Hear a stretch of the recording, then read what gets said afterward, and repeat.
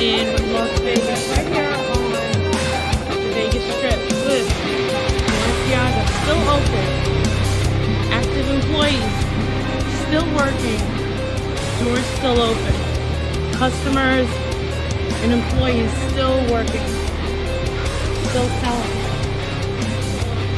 How disgusting is that? Sodomized? Yeah?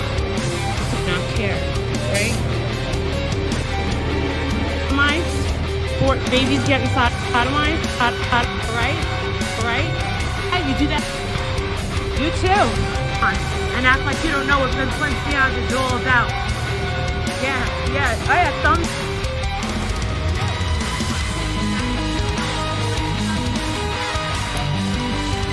Streets.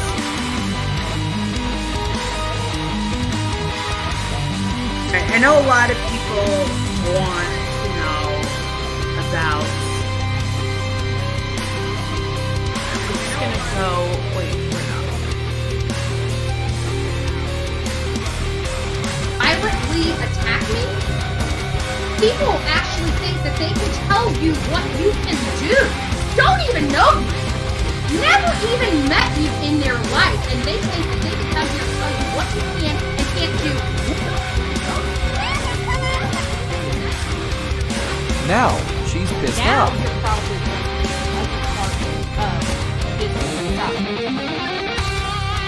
Should be intimidated that their whole life is going to be somehow exposed on the internet.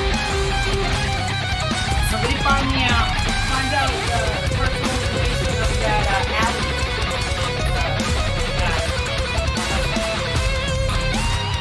Send it anonymously. Name, address.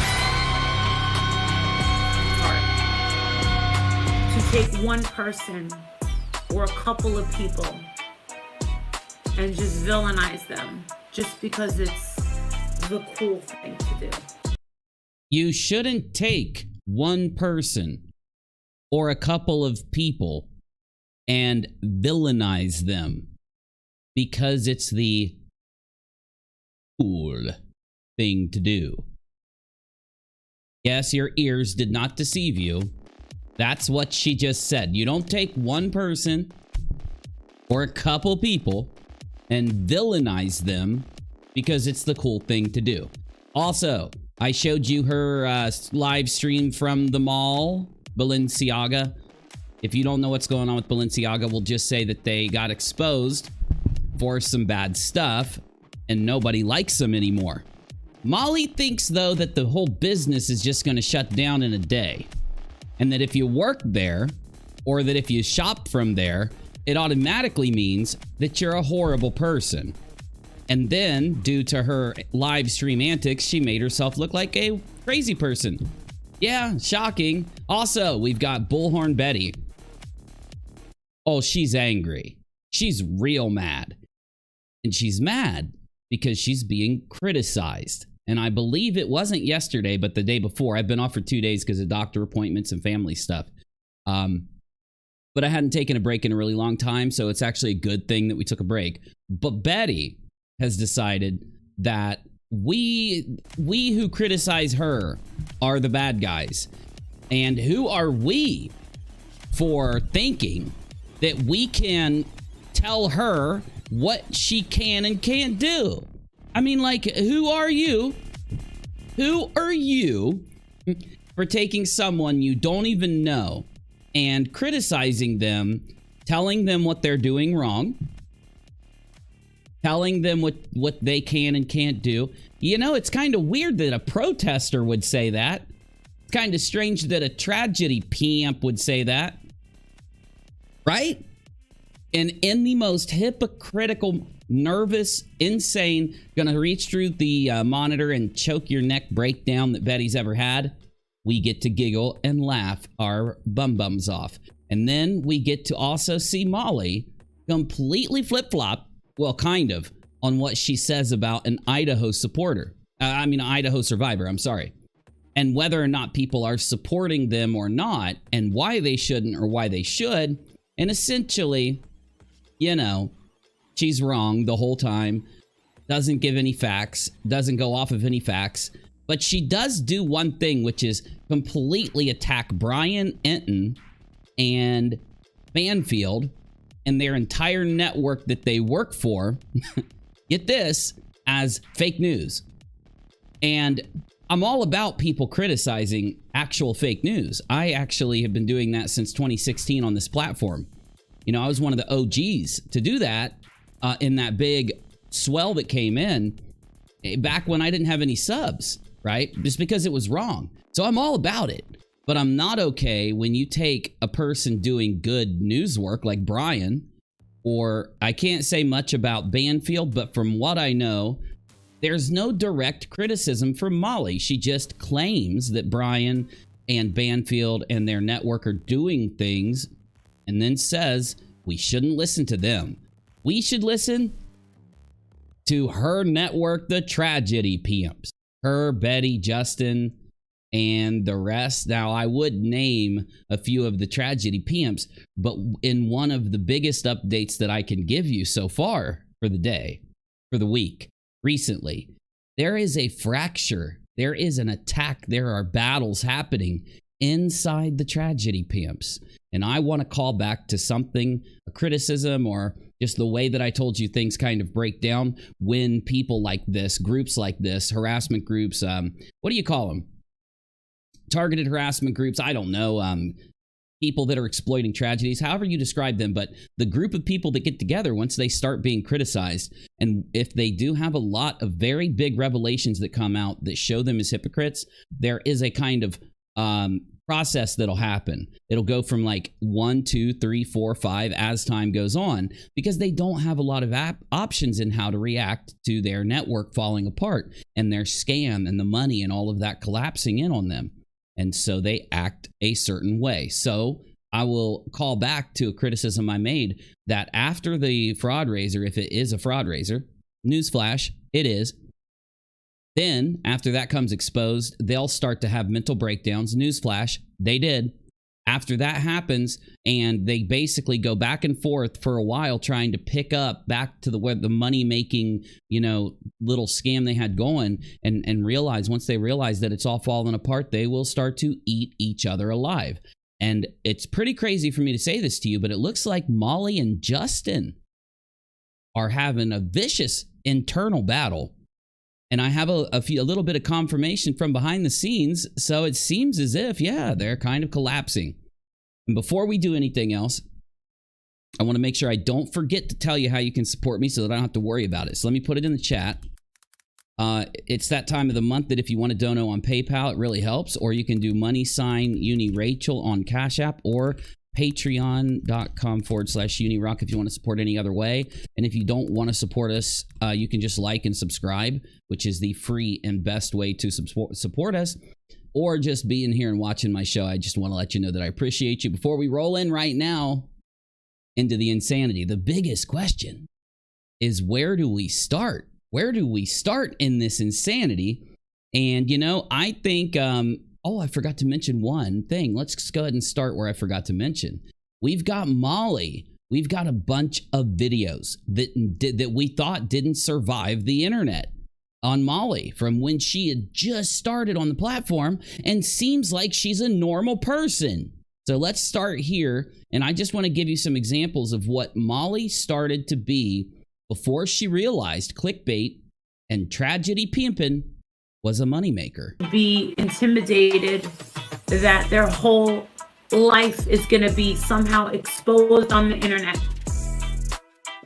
Somebody find out the personal information of that Allie and guy and her husband. You can send it anonymously. Full names, address. You know, I love this video from Forgotten Whispers. Oh, yeah, I subbed on the wrong account. I subbed on UNIRock too. Because they go in and go back and forth between early days to now. So they show how she was, and then they show the hypocrisy, what she became. How she was, what she became. Oh, and after going to the doctor yesterday, y'all, I wanted to stream, so I would only be gone for one day. But I didn't feel that good. And I had to just take a day and kind of like, you know, relax, drink some orange juice and stuff. And I feel a lot better. But I just wanted to let you know why I wasn't around yesterday. Was only going to be gone one day. I ended up being gone for 2. But it's okay. We need to recharge. Can't do this every day like the tragedy pimp. Sometimes you got to take a break. Part to take one person or a couple of people and just villainize them just because it's the cool thing to do. To take one person and villainize them because it's the cool thing to do. Because you are a disgusting person. You notice how she's always got some kind of strange piece of food when she does this? She looks like a fucking Rebecca. And this is, of course, where she docks Nonsense, just so you have the context. Now, of course, Nonsense has come out to release her name, show her face, and thus it's not as bad of a thing when you see people responding to Nonsense as Becky now, or you hear, of course, Nonsense or Becky doing it. But when you hear these original clips, this was when she got doxxed. Jesus. She looks like a fucking Becky. Girl, sit your fucking ass You know, and you look like a frickin' Molly. down. You don't have friends, Michelle? Because you suck at life. Yeah, I don't think you don't seem to have any. Thing is, most people don't broadcast their friends because they don't want their friends attacked. Most people don't broadcast their family. Maybe 1 or 2, but if they're not an internet person, they're not going to broadcast them. So you really don't have any idea when you say this about people. You really don't. The irony, though, is that you show everything about your life online because you try to monetize it. And now I know who you fucking are. And now we know your husband's fucking business. Oh, shit. I love this clip so much because the oh doo-doo. I remember when I first heard this clip, the oh doo-doo part is her surprising herself. She shocked herself because she went in and started to threaten the husband's business when the husband is a citizen, a civilian, not an internet individual, and has nothing to do with this. It makes her the bad guy. It makes her evil. And on top of that, it makes her targeting what she does to people that are innocent. If she's mad at Nonsense, it's still bad. But for her to target family members, it's on the level of almost nasty, mean, evil. And she shocks herself. Oh, doo-doo, because she's so shocked. Like, oops, I wasn't supposed to say that part out loud, dang it. Girl, you better watch it. You better fucking watch. I almost think she's talking to herself, like in her head. She's like, oh my God, I was supposed to watch myself and I didn't. And you better watch it. Your shit. Is that a fucking threat? I'm not saying it is, and I'm not fucking saying it is. Well, it doesn't matter what you say it is. It is a threat. It doesn't matter if you say it is a threat or you say it isn't a threat. It just matters if it is or not. And this is the best part about reality that I love so much. It's the fact that when you do something, what you do is a factual thing. Okay? Some parts of it might be argued or not. The severity might be argued or not. But when you've got the definition of something and you've got exactly what you did recorded, then we don't need you to tell us whether it's a threat or not. We don't need you.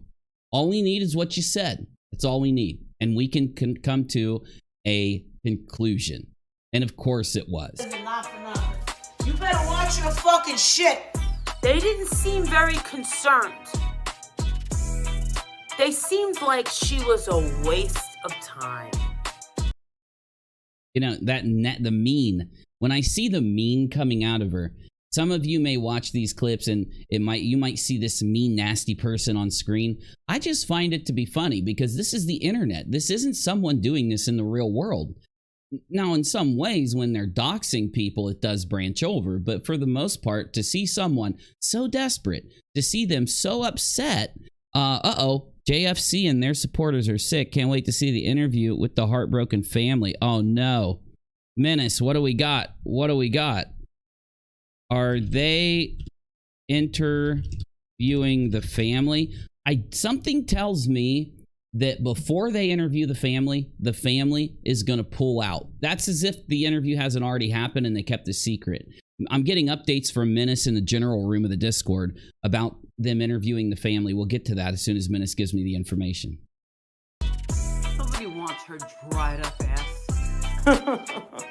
Nobody wants her dried up booty. So yeah, I know the bitch knows that. I know she exists. Came here. She just loves sitting on her on her streams and doxing and threatening people. You know, it's so amazing. It's so funny. It's so comedic. You know, to see that someone cares so much about what this person says, they try to pretend they don't care while sitting there caring to the maximum degree. Though, one thing about Forgotten Whispers video, Forgotten Whispers keeps cutting back to old clips of Molly before she was what she is today. Have anyone that has a channel of their own to say you need to pick up, you know, I want you to take a side. Nice, well, guess what, bitch? You're not very fucking nice. You get a fucking timeout. Sit in the fucking corner and wait there until I let you come out. You know that timing someone out in your live stream isn't the equivalent of putting them in a corner, because they can just go watch a different live stream. They can okay. I'd rather just say nothing, because number one, I really don't know what's going on.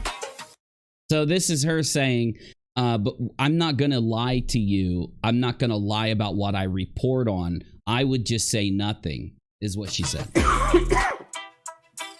Navy vet, we are all allowed. I see you. We're all allowed to speculate. Point where I wish that you would take a good hard look and see what people on the internet put out about me. Hey, where'd that accent go? I keep forgetting to bring it up. Where did the accent go? Where's the accent? Okay, now, I did forget to mention that video, but that's not why we're here today. We're not here today to watch some really awesome clips that got dug up in the back alley of the internet or off someone's hard drive and put out that we haven't seen yet. Though that video is a very good video from Forgotten Whispers. I hope you go subscribe, give them some support, and watch the whole thing. And we might come back and watch more of it later, but we should start today with two videos that I think are very important. So these are shorter videos. This is only 2 minutes long, and it is a mall attack.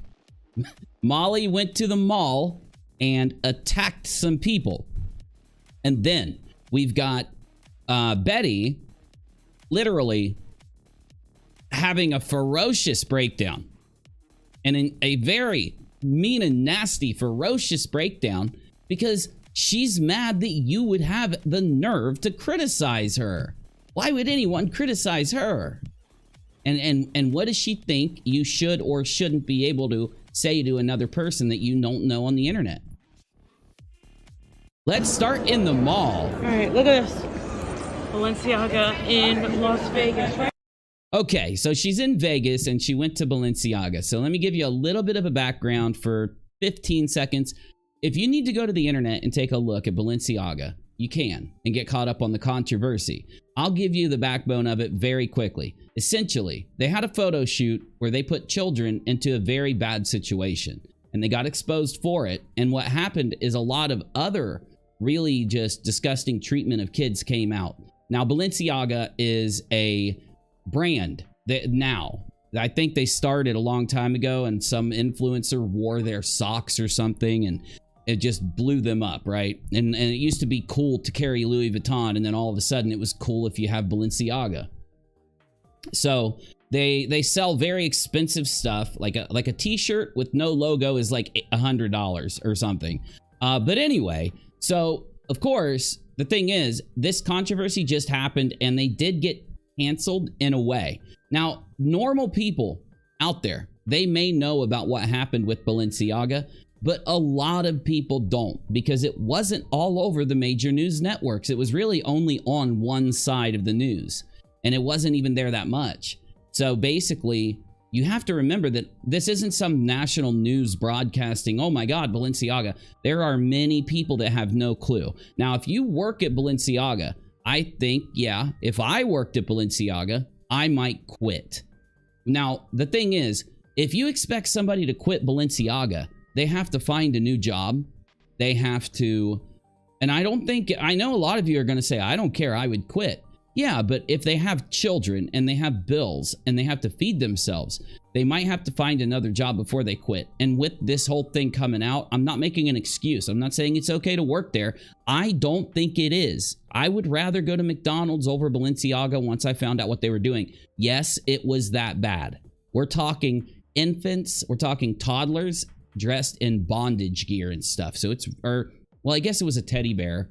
And, well, I don't want to go into it, but anyway, it was really, really bad. So the thing is, yes, maybe some of the workers do support Balenciaga, but some of them have no clue what's going on, and some of them couldn't quit without, like, if Molly wants people to quit Balenciaga, why doesn't she offer to pay them a month of wages if she really feels that people shouldn't be working there? Listen, I'll give you a month of wages since I feel so good about this. So hard about this, and then you can go find a new job. Wow, because I would give them time to find a new job, and most of them are gonna have to find a job that pays what they are getting. It's not gonna be like they can just run out. We're in a recession, jobs aren't everywhere, so it's very hard to just put your, to me, it's very hard to figure out who you can judge, how you judge, not Balenciaga, the workers or the shoppers. Now, again, if you know what's going on and you're still shopping there, then I will judge you. I'm sorry to say. I'll judge you negatively. Doesn't mean I'm going to yell at you, but I will judge you negatively. Now that you have that contest, I've been gone for 2 days. Now that you have that context, let's see. Did Menace get back? He did. Menace says, yes, their supporters are as gross as they are. Poor guy probably didn't realize that she was a tragedy pimp. Well, who interviewed him? Who did the interview, Menace? Let me know. Oh, Chronicles of Olivia exclusive interview, shocking revelations. Do we have this? We do have the video. Okay, well, we'll take a look at the interview. So we've got an interview with one of the victims, I guess.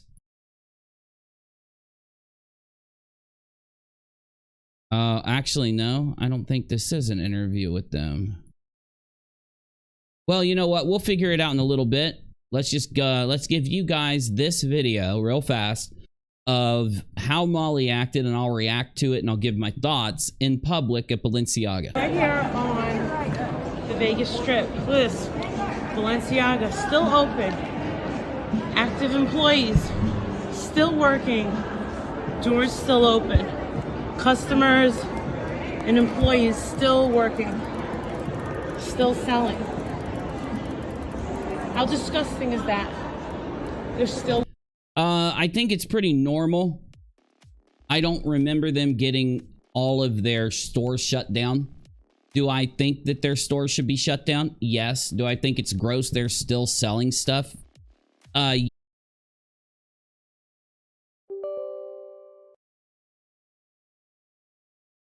Are we back? Can you guys see me? Okay, let's keep moving here. All right, let's just start at the beginning of this. While we're looking at it, I'll tell everybody that we're back. I'll do a community post. My computer decided to update right in the middle of a live stream. Don't you just love when your PC updates in the middle of a freaking live stream? Wow. I've always hated that about Microsoft. I just find it ridiculous, but you know, there's nothing I can do. Now, are we good though? We are good. Okay, I'll start Discord while we get this playing. Let's just go back to the beginning. Let's start over. Here we go. All right, look at this. Balenciaga in Las Vegas, right here on the Okay, here's where we left off. Vegas Strip. And you know what? It's good. We got it out of the way. We got it out of the way early, so we don't have to worry about it. This. Oh, and if you're watching the replay, all you're gonna see is like 5 seconds of a little, you know. Balenciaga still open. Active employees Replay. still working. Doors still open. Yeah, Molly, you know, it'd be nice if you actually told us why you'd think they'd be closed down, because I'd love to know. I'm not saying they shouldn't be, but I'd love to know why Molly thinks it would happen like that, right? Customers and employees still working. Still selling. How disgusting is that? They're still working. And people are still walking in there. Like they are just gonna ignore what these ads are putting out. They just get, look, she looks right. Either that or they don't know. Like, why wouldn't you just act like a normal human being? Do something of value. You could go in and you could say, hi, would you like, why are you, maybe go up to a person who's working there before you judge them and go, why are you working here after what happened in the media with Balenciaga? Wouldn't that be a good idea? You know, like it wouldn't that be like the first thing you do? Since you're not being kicked out or anything, and you just go in, hey worker, employee, why are you going to keep working here with what happened, right? And they'll either respond with a reason. I think most of them would say, I don't know. What are you talking about? What happened? Right at me. She's just gonna pretend like she doesn't know what they represent, nor does she. I don't know, Molly. I would go, okay, so if I had to ask myself, and I'm being completely real, you know, I'm going to ask you. That's the best thing to do, is ask you guys. So, how much of the workforce knows what happened? And I can only give you 4 choices. I'm going to give you 4 choices. We're going to say, here we go. I'm going to put the poll out. She can't. Go ahead. It's easy to just put a mask on and turn around and collect your check and not care, right? See, you're judging people who, I think, it's like you love judging people without really giving a good reason.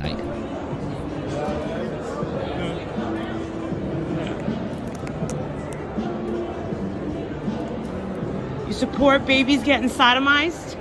Yeah? You support. And of course, it's so uncomfortable that these people walking out of there look at her and they're like, what? Like nervous laugh, you know, like, did you hear what she just said to just a random person in public? I put a poll in the chat. How many of the employees, the workers there, know what happened? 25%, 50%, 75%, 100%.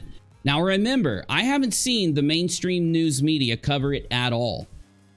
I'm not trying to defend them, the workers. I might. I'll defend workers who have no clue. Why wouldn't you want, as someone, to do something good? Maybe educate people to what's going on. Why does she just think everybody in the whole world knows? I can't figure it out. Support babies getting sodomized? You like? Then Molly says it again. Like, what would be going through their heads? Would they be thinking, oh, she's talking about this Balenciaga thing? Or do you think they're just like, okay, crazy woman? You know what I mean? Like, I just can't, it blows my mind. She's in public in Las Vegas. It's a town that has a lot of people flying in and out. I just don't know. You guys got to tell me in the chat. Like that, huh? Are you into that too? Yeah, but you are, right? That's disgusting. Now I'm putting. Yeah, they're like, yep. They're just like mocking her. Your face all over YouTube. Yeah, you like that? You do that too? You like little babies? My God. Has Molly even done a video on it? Molly doesn't even feel like she has to put any kind of content out there that to let people know what's going on. It really does make me think it's all about the views. She looks at a news story and she goes, okay, what can I do to get views? I have no shame.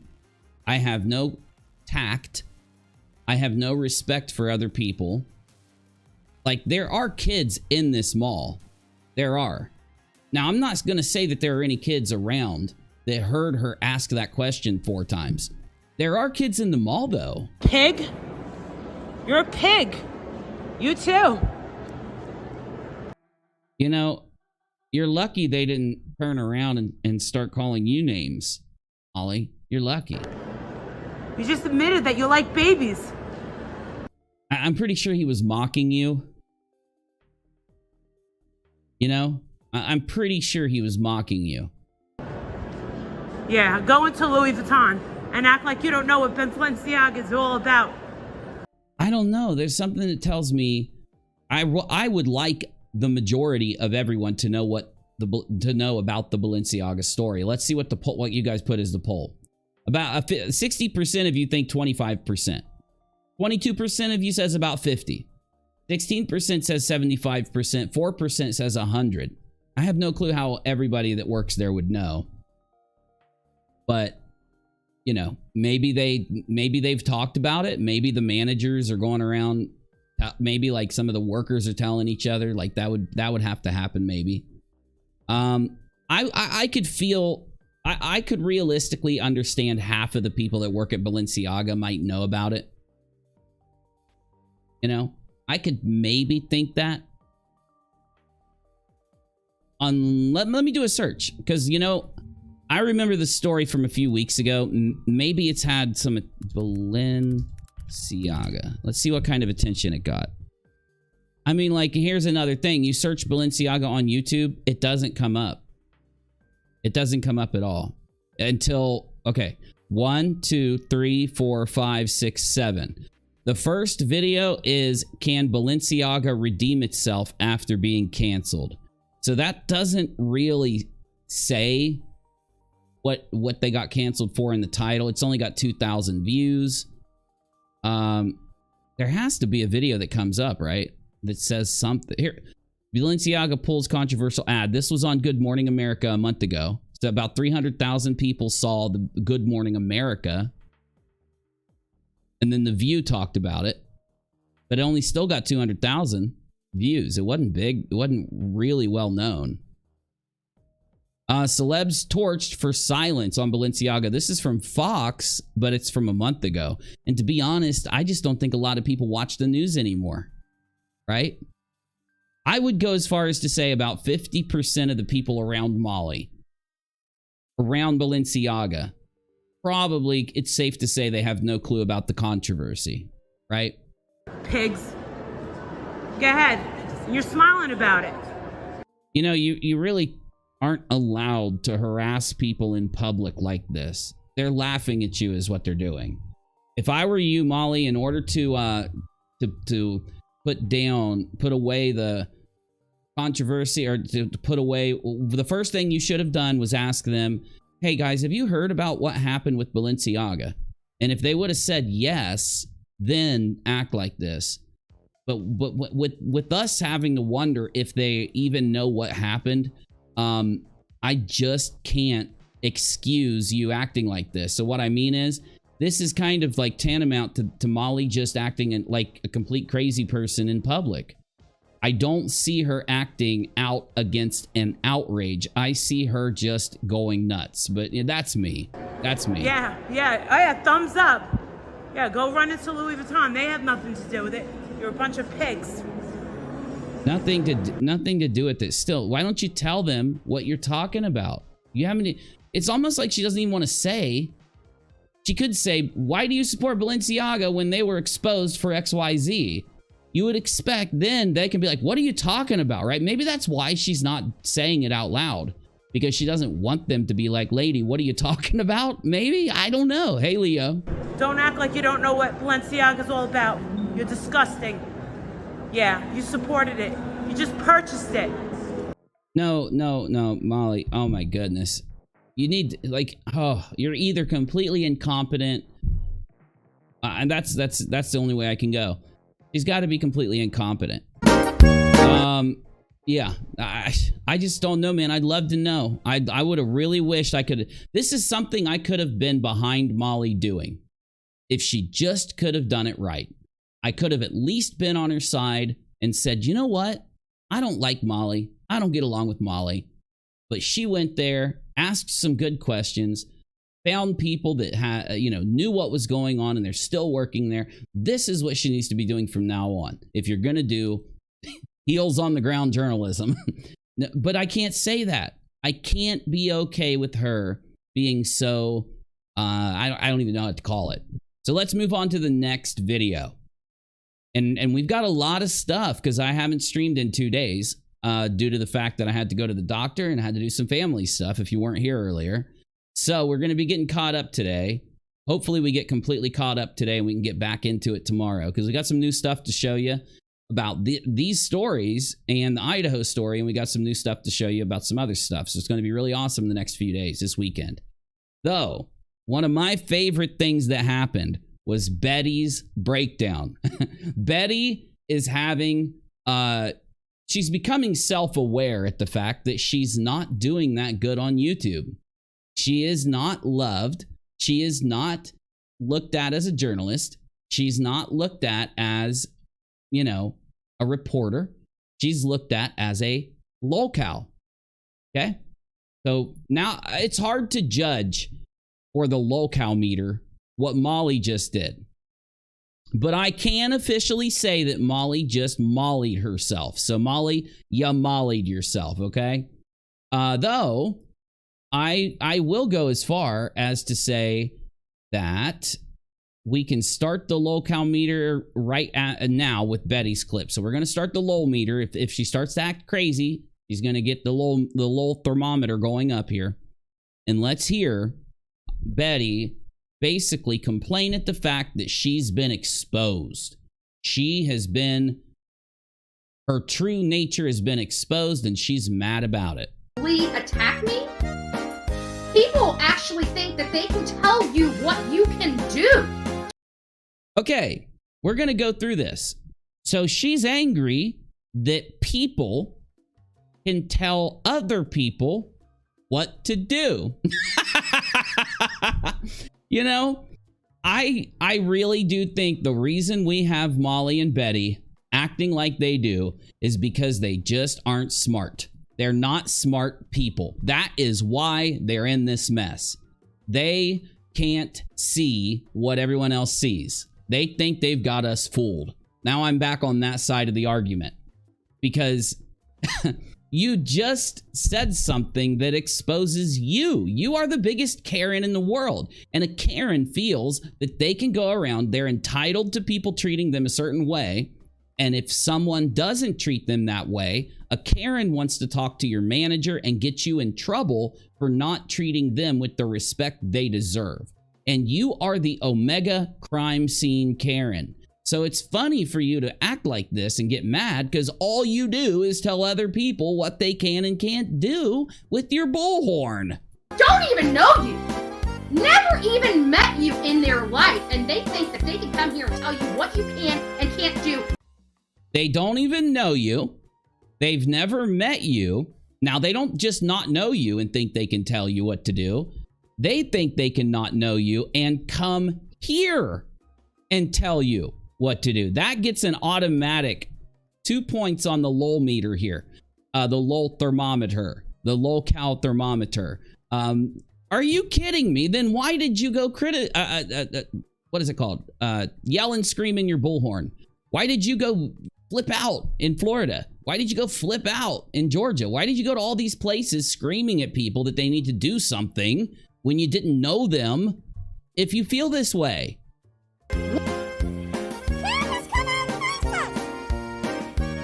Now, of course, this is a clip of her going somewhere and screaming at someone that she doesn't know to come out and face her. Literally doing what she just said.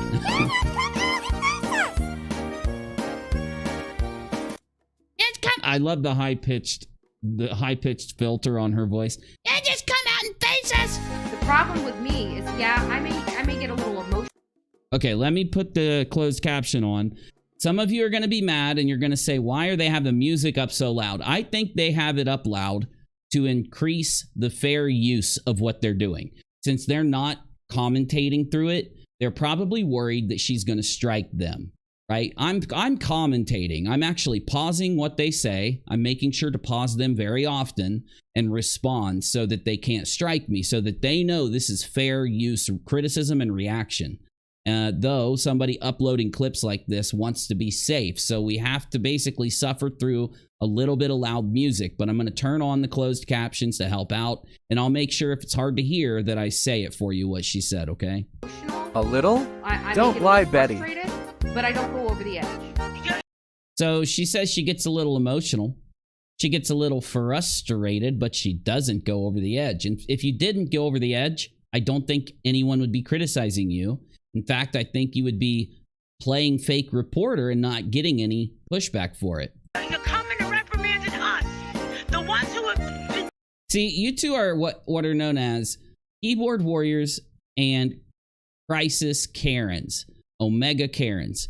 You guys go to crises and you just scream that everything should be fixed, and you have zero suggestion to how, zero suggestion to what anyone does differently, and you act like you're big and tough and that everyone should listen to you and that you're super cool for doing what you're doing. Doing this because you don't do your fucking job. Because, wait, so Betty, you're mad at them for not doing their job. You haven't done your job as a reporter or even as a YouTuber. You uploaded fake audio and it's still there. You monetized and made money off the fake audio and it's still there. Everything that comes out of your mouth, someone can do a very basic peek at what you're doing and see that you are a hypocrite. You do exactly what it is you yell at other people for. And Molly, you too. Disgusting. I will never come back to. I love that clip. Molly says disgusting, and Betty's like, if they were yelling at a wall, it would be appropriate. No one's listening to them. They're doing it for the camera. They're acting for the camera. We got to see it again. Look, listen for Molly to say disgusting, and then listen to how Betty says it right after, okay? Fucking job. Disgusting.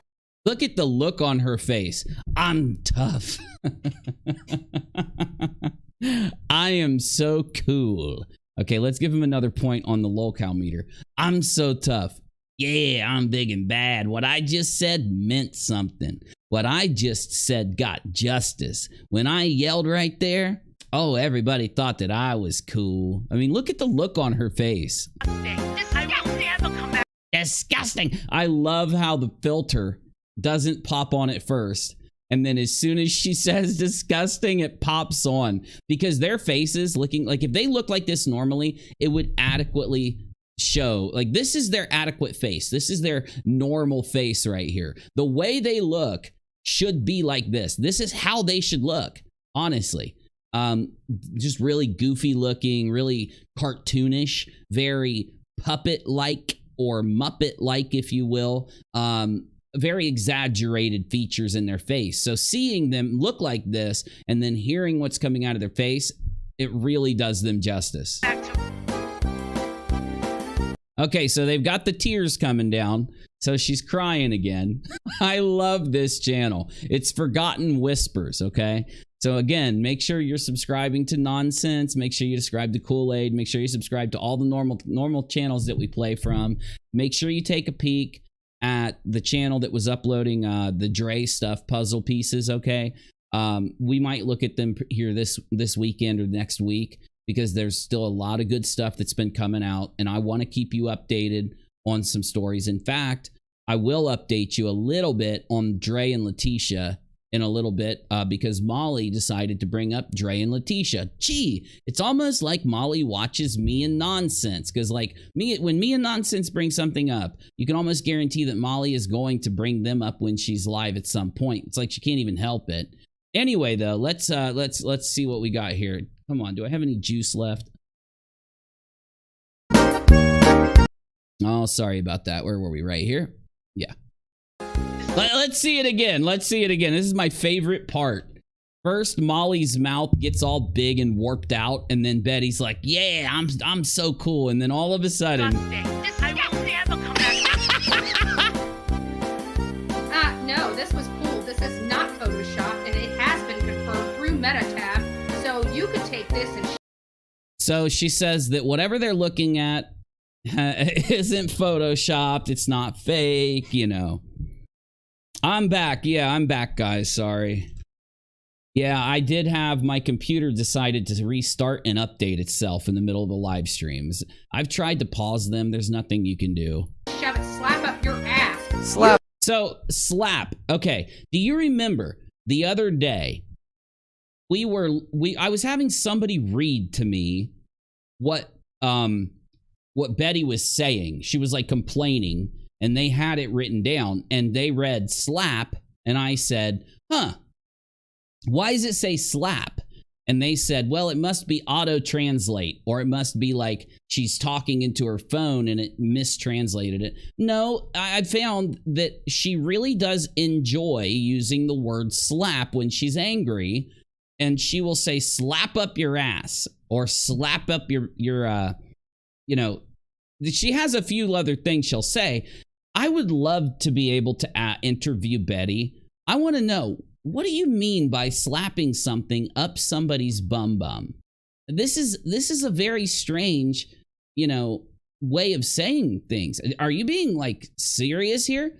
Like, are you like, is this some kind of thing they say in your neighborhood or something? Like, I'm really confused about slapping something up someone's bum. Oh no, Kathy says it's Friday the 13th.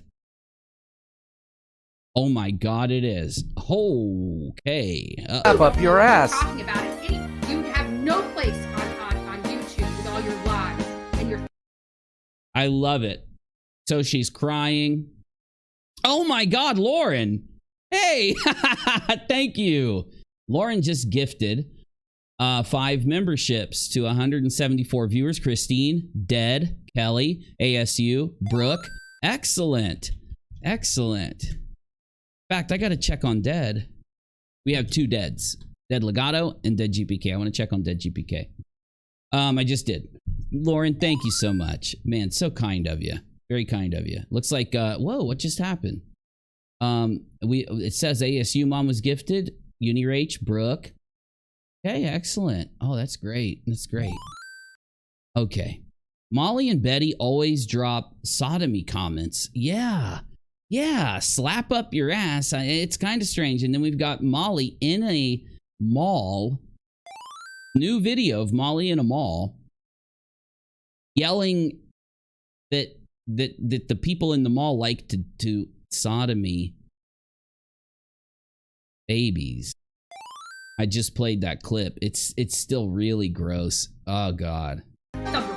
Okay, she says you've got no place on YouTube with all of your lies. Okay, then you need to delete your channel. When are you deleting your channel, Betty? I know you're not going to. I'm saying that if you aren't lying, because we know you're a pathological liar, pathological manipulator, pathological narcissist. We know this about you. Pathological means you can't help yourself from doing it. You don't even know when you're doing it. I guarantee you have a tiny bit of self-reflection when you're getting very angry. I think it's something that triggers you. I do think when you lie, the reason you get angry, when you get called out, one of the reasons you get angry is because you know they're right and you know you're lying. And I think that you get mad instead of you reflecting or understanding that you're the one choosing to do this, or you're the one allowing yourself to do this due to not stopping yourself.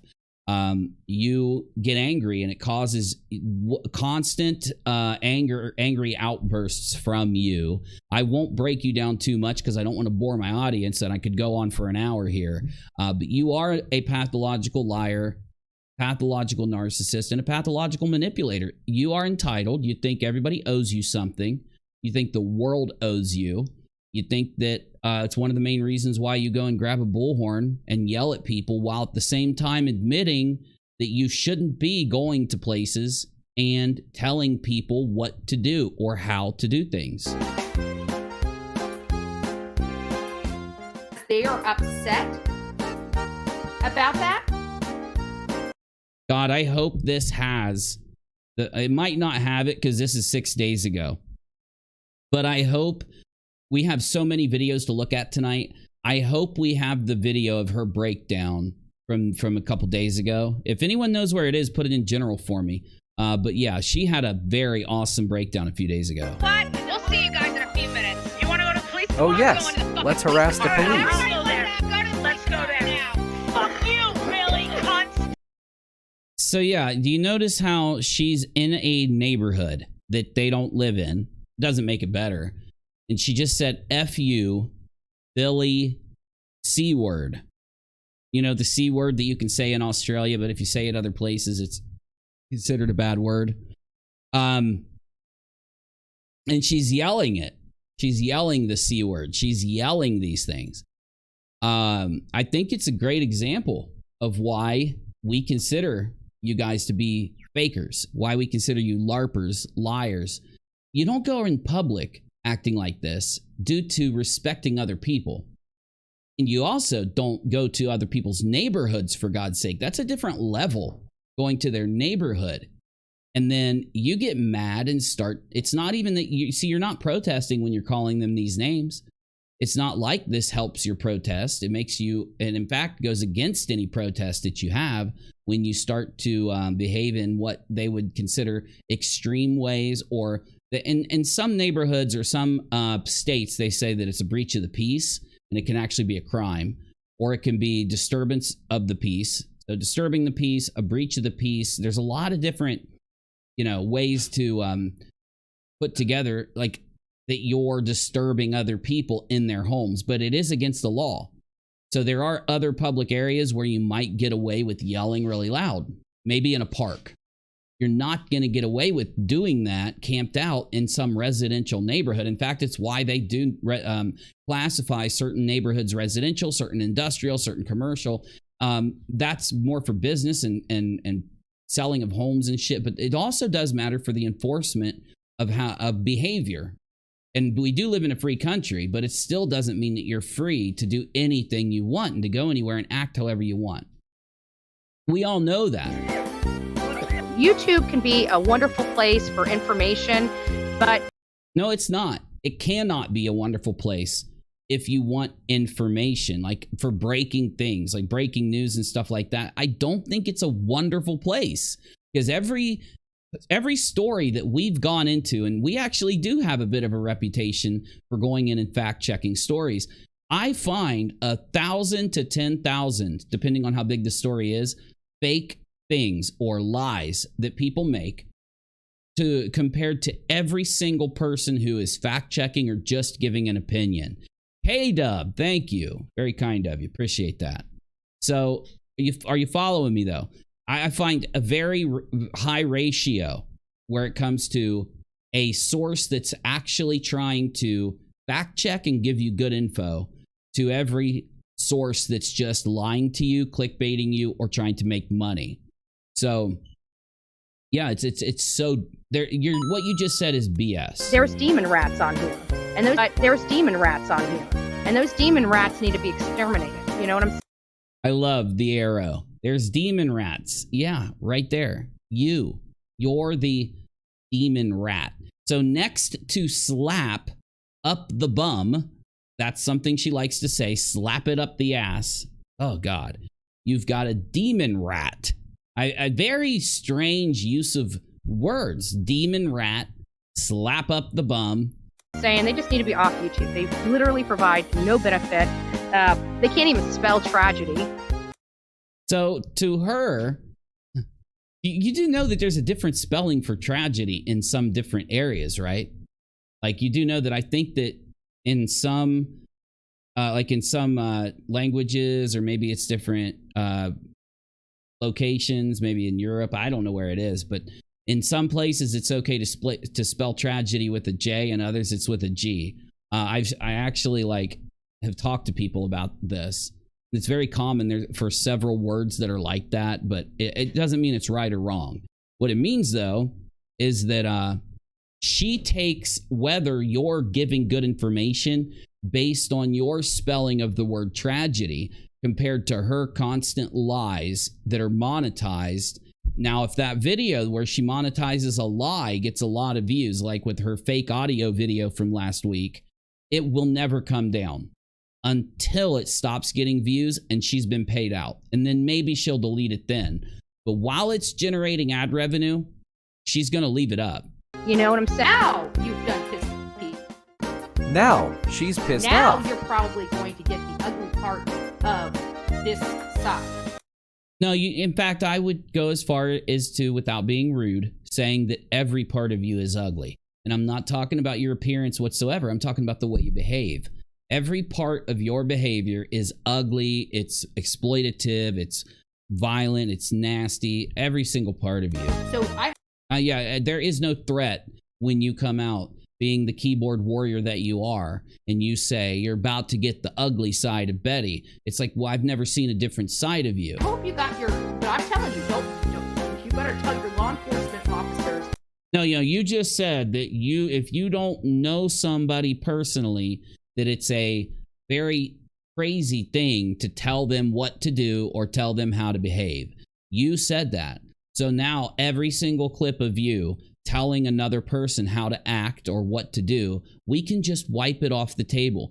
It is what hypocrisy means. Hypocrisy, you behaving in a way that where you tell other people to act a different way, right? You think you can do the things you tell other people not to do, or that you don't have to do the things that you tell other people to do. When you do that, we don't have to listen to you anymore. We get to laugh at you once we realize that you're being hypocritical about a certain subject. You don't get to tell people what to do anymore. They better not fucking touch you. Okay? Police chief. She's not mad. She's not angry. She's just dropping F-bombs and has that very crazy look in her eyes that she's going to try to choke you through her phone, you know? Mayor. She's BullHorn Betty, damn it. You don't fucking lay a hand on me. You come after me with this nonsense you did with them, you're going to have problems. You're going to have. Nobody wants to come after you for anything. We're just laughing at you. We're not going to have problems from you, any of your friends, because when you get online and you threaten people, that's all it is. It's just you singing into the wind. The no, nice being wrong, nice lie. But it is very funny. It's so funny, in fact, that I am going to give you another point on the low meter. We're really rising up. Hey, Clem, it's good to see you. Thank you. Clemson, I'm sorry. Thank you.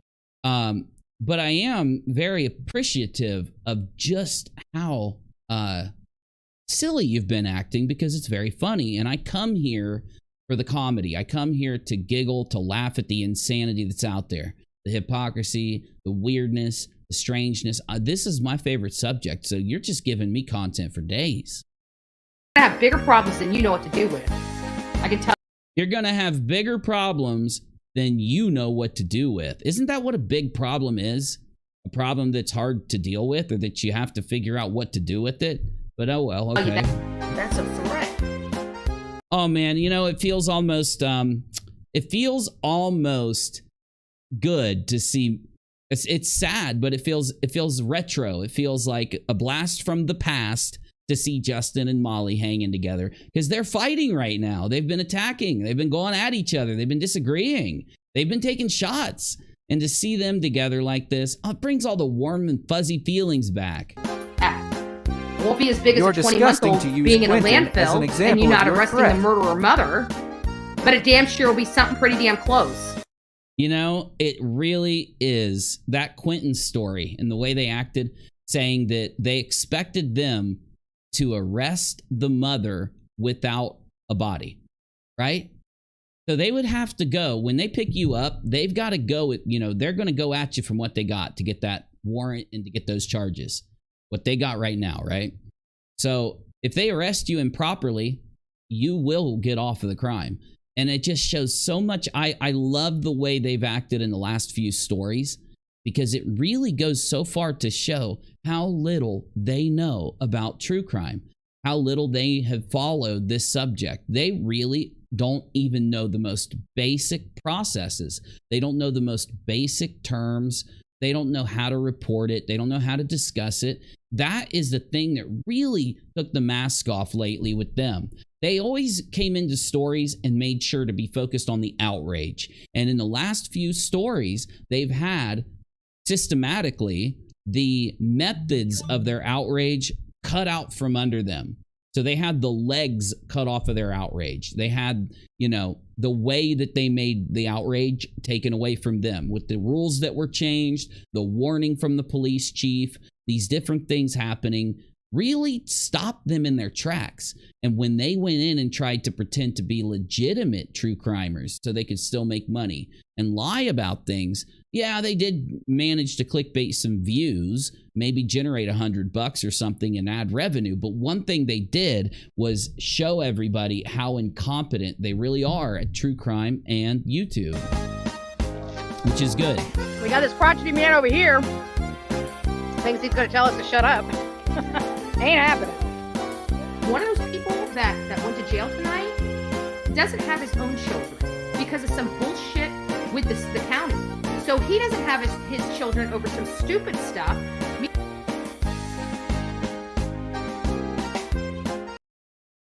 Sorry, I had to text my kid. I definitely want to arrest today. I got other things to do, but I want to, she just want me to go to jail before I jump on a plane and head back to Virginia.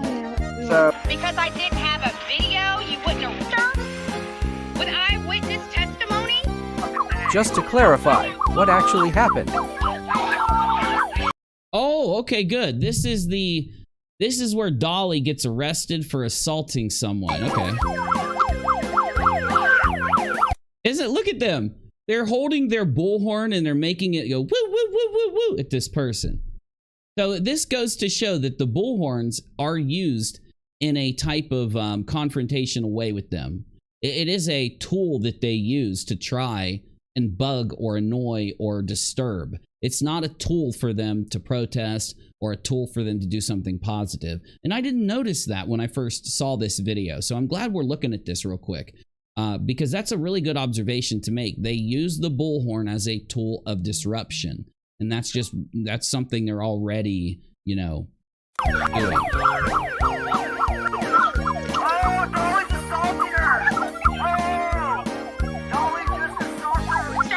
Do your thing. I am done. The gloves are off. Let me tell you something. County Commissioner, bring their phones off the hook. Let me tell you something. I'm gonna tell you motherfuckers about yourself. Email. Shadow Police.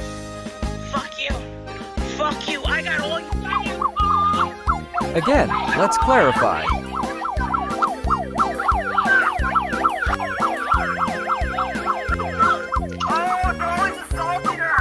And you take Dolly. Dolly, the one who assaults women and supports child abusers. Yeah, that was nice to find out about Dolly, too. Is that who you mean? Stand up for this fucking baby. And you're You know, standing up for the baby. You're not standing up for the baby. That's nothing that you were doing. You didn't support the police in their investigation. You didn't support the police in the way. Jessica says they obviously lack critical thinking skills. They're a joke. Oh, definitely. And this is going to be the funnest part of these guys.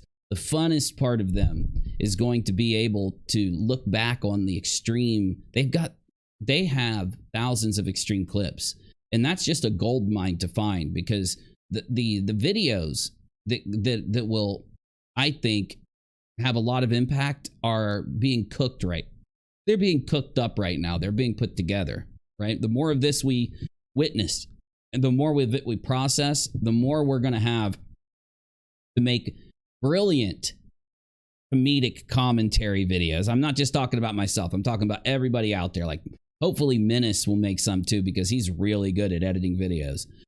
There's going to be a lot of good stuff coming, because the full amount, when you go back to some of these extreme events and you look at them, like this one again, there's so many things to notice you never noticed in the beginning. And they have recorded a lot of their interactions. That's the thing that ends up turning every locale into a locale.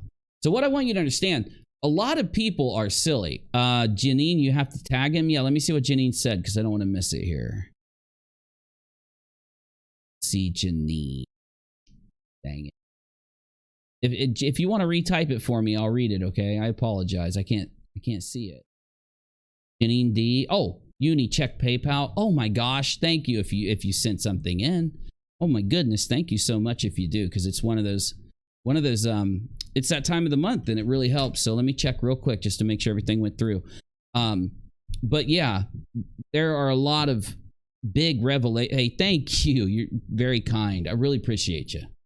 Very much so. Let me go ahead and put the link in for anyone that might want. Oops. Nope. I copied the wrong thing there. And thank you to anybody who supports us. Really appreciate you, okay? And regardless if you support us or not, we got a lot of content coming. This is only one stream. We've got another stream today. I mean, it's Friday night. What do you expect? We got another stream for later. After I make sure that the kids and everybody's good for the night, we're going to come back after we go offline. But we got a lot to do, so let's keep moving, okay? Thank you, Janine. Appreciate you. Through DC, yes. through whoever it is. Yes, getting that vape going. Getting that vape going. I've been drawing little... I draw a little picture of my assistant on every vape so I know which one's which. It helps me practice. Screw them. They took my kids for... Holy Oh, I love spoiling you, Mom. shit. not CPS took your kids? What? What? For this fucking baby. And you're Screw DCF, screw whoever it is. Screw them. They took my kids for... Holy shit. not CPS took your kids? popping them on the ass.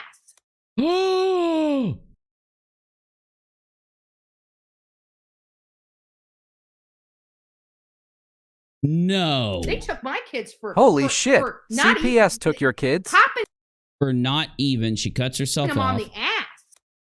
Popping them. Slap up the ass. Pop on the ass. Pop, slap, pop, slap, pop. They took my kids for... Holy shit. not CPS took your kids? popping them on the ass. What the right? fuck, And Betty? this lady can beat her children. What are you doing? What are you doing? Why are you going to these scenes? Why are you putting yourself out there, spitting on people, going to these crime scenes? You choke out adults and you pop kids on the ass. Now, I'm not against somebody parenting the way they want to parent, but damn, Mrs. Violent, I didn't know that was in here, y'all. I had no clue that that was going to come up. Julie says stepchildren. No. Come on. No way. Stepkids? She said it, y'all. She said it. She said it out loud on video. Nobody, I didn't even know. I don't look these people up, man. I don't. I respect people's privacy. I go to extreme measures to do that. She doesn't have kids. The wicked stepmother. Oh my God. You know, I'm okay with someone parenting how they want to parent. Again, I'm for you doing what you choose to do, because I myself don't do that. But I know people that do, and I don't think they've, ever done anything to hurt their kid. So what I'm saying, it's a personal choice. It's how people handle it. I'm not going to tell you how to parent, though. I am not okay with step people, mothers or fathers, doing it myself. That's just my take. Okay, if you were to ask me my opinion, and I'll say why. I'm not going to say you're bad if you do. I'm going to say why, though. It's because, you don't want to, because then you don't want like them to tell somebody like, oh, they spanked me, and then it turned into something like crazy or something. Anyway, that's just neither here nor there. Betty, I have a major issue with this piece of information, and I'm unlike you and Molly. I'm going to take this very seriously because I think it's a very serious thing you've just said. I'm going to treat it very appropriately with how I commentate on it.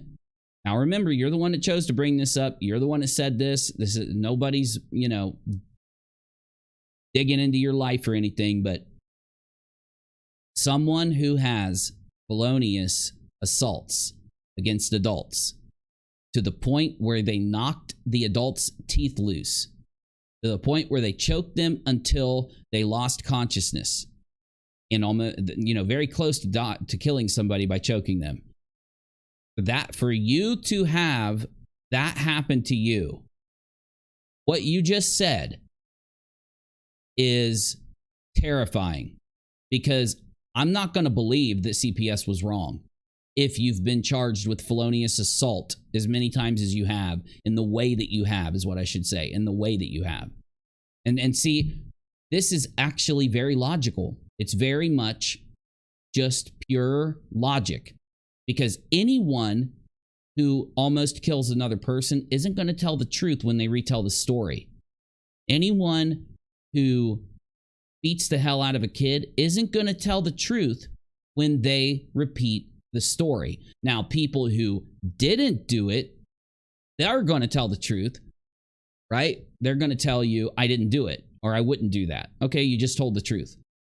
And people who are being accused of it, who didn't do it, they're going to tell the truth. But people who have done it, they're not going to tell the truth. So when you say, screw DHS, or whatever you said, DFS, Department of Family Services or something, whatever it is, screw that because they took mine inappropriately, I'm not going to believe you unless you don't have felonious assaults against adults. You have a history of massively visible anger problems in behavior every day that you upload. Number one, you have a history of feloniously beating the living shit out of adults to the point where they almost die, and to the point where they have permanent physical health problems. Loose teeth are a permanent health problem. They may keep their teeth for 10 years, but when they get older, some of them loose teeth are going to come out because of the damages you inflicted, right? They might get an infection. There might have been a crack there that just held until the health deteriorated, whatever. Now. Hey, Bubba. Navy, we just had Betty say that she got her stepkids taken for hitting them. You have to hit them pretty good, because yeah, like I was looking at Menace was saying too, like they ain't gonna take your kids over a pop on the butt. No, they're not taking your kids if there's no marks. They're not taking your kids if you did it. If you did it you got a kid acting out way too much in public and you spank them or something. Again, I don't judge people for spanking their kids. I don't think it's. I think it's up to an adult. It's up to a parent. Though I do think that when you see people with anger problems, they shouldn't be spanking at all. Number two, someone who has anger problems that are so uncontrollable that they beat the living shit out of adults, not in a self-defense scenario, but in an offense scenario, they should never be spanking a kid. And then on top of that, I mean, there's just too many things that Betty has even more charges that are her being unable to control her anger and having, and the only reason the people around her weren't killed or very seriously maimed was because the police stepped in. And this has happened with her many times. With the one at the gas station, the police were called very quickly to her, trying to run up somewhere where she had been banned from, or it was a car wash. But either way, you know what I'm saying, and going in, and she would have, she threatened to murmur officers after they arrested her because she was going in to physically assault a guy there. So Betty, I don't know what to say. It's really hard, trying to process this. Ooh. I just want to say right here where you have it paused, she kind of looks like a rage bat. Oh, she's flying around angry all the time. You know what I mean? Oh yeah, one of them demons. One of those. What did she call it? What kind of demon was it? Some kind of weird demon. I forget the name she used, but yeah, like a demon bat flying around, just biting people's necks. Maybe that's why she chokes them. Maybe she's choking them because she wants to bite their neck and suck their blood. I want to ask the audience a poll, and I want that poll to be related to her anger and what she just said, but I don't know what to ask the audience. I'm going to ask them, do you believe she's being honest and that DHS took the kids? Hold on, I'm asking that question horribly. Betty said DHS was wrong for taking her step kids. Is she lying? She's lying. She, honest, DHS was wrong. I'll ask you guys that. I can't believe she just said this out loud. I can't believe I just heard her say this, but it's really not that incredibly shocking. She did it, but her saying it is incredibly shocking. Someone with anger problems like this just admitted that. I mean, dear God, dude. Have you been seeing any of the clips we've been playing so far, Navy? I've been bouncing around. I was at the gym and I had to go pick up some stuff from the grocery store, but I've been listening to it. They're just dude, the last 2 days, I haven't been streaming. There's so much there, dude. There's some undiagnosed craziness going on here. I'm just saying. You know, my advice to Betty this whole time has been to work on her anger problem, to not allow herself to do anything on YouTube that isn't factual, and she's not very careful. Oh my God, Doc, you are a freaking...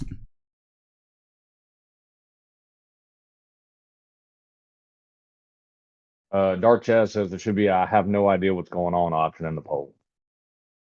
So Darth Jazz, this woman is one of the tragedy pimps, okay? And she has a violent anger problem. She goes from 0 to gonna murder somebody in under 0.2 seconds, okay? She has so many anger issues in every video that she uploads, okay?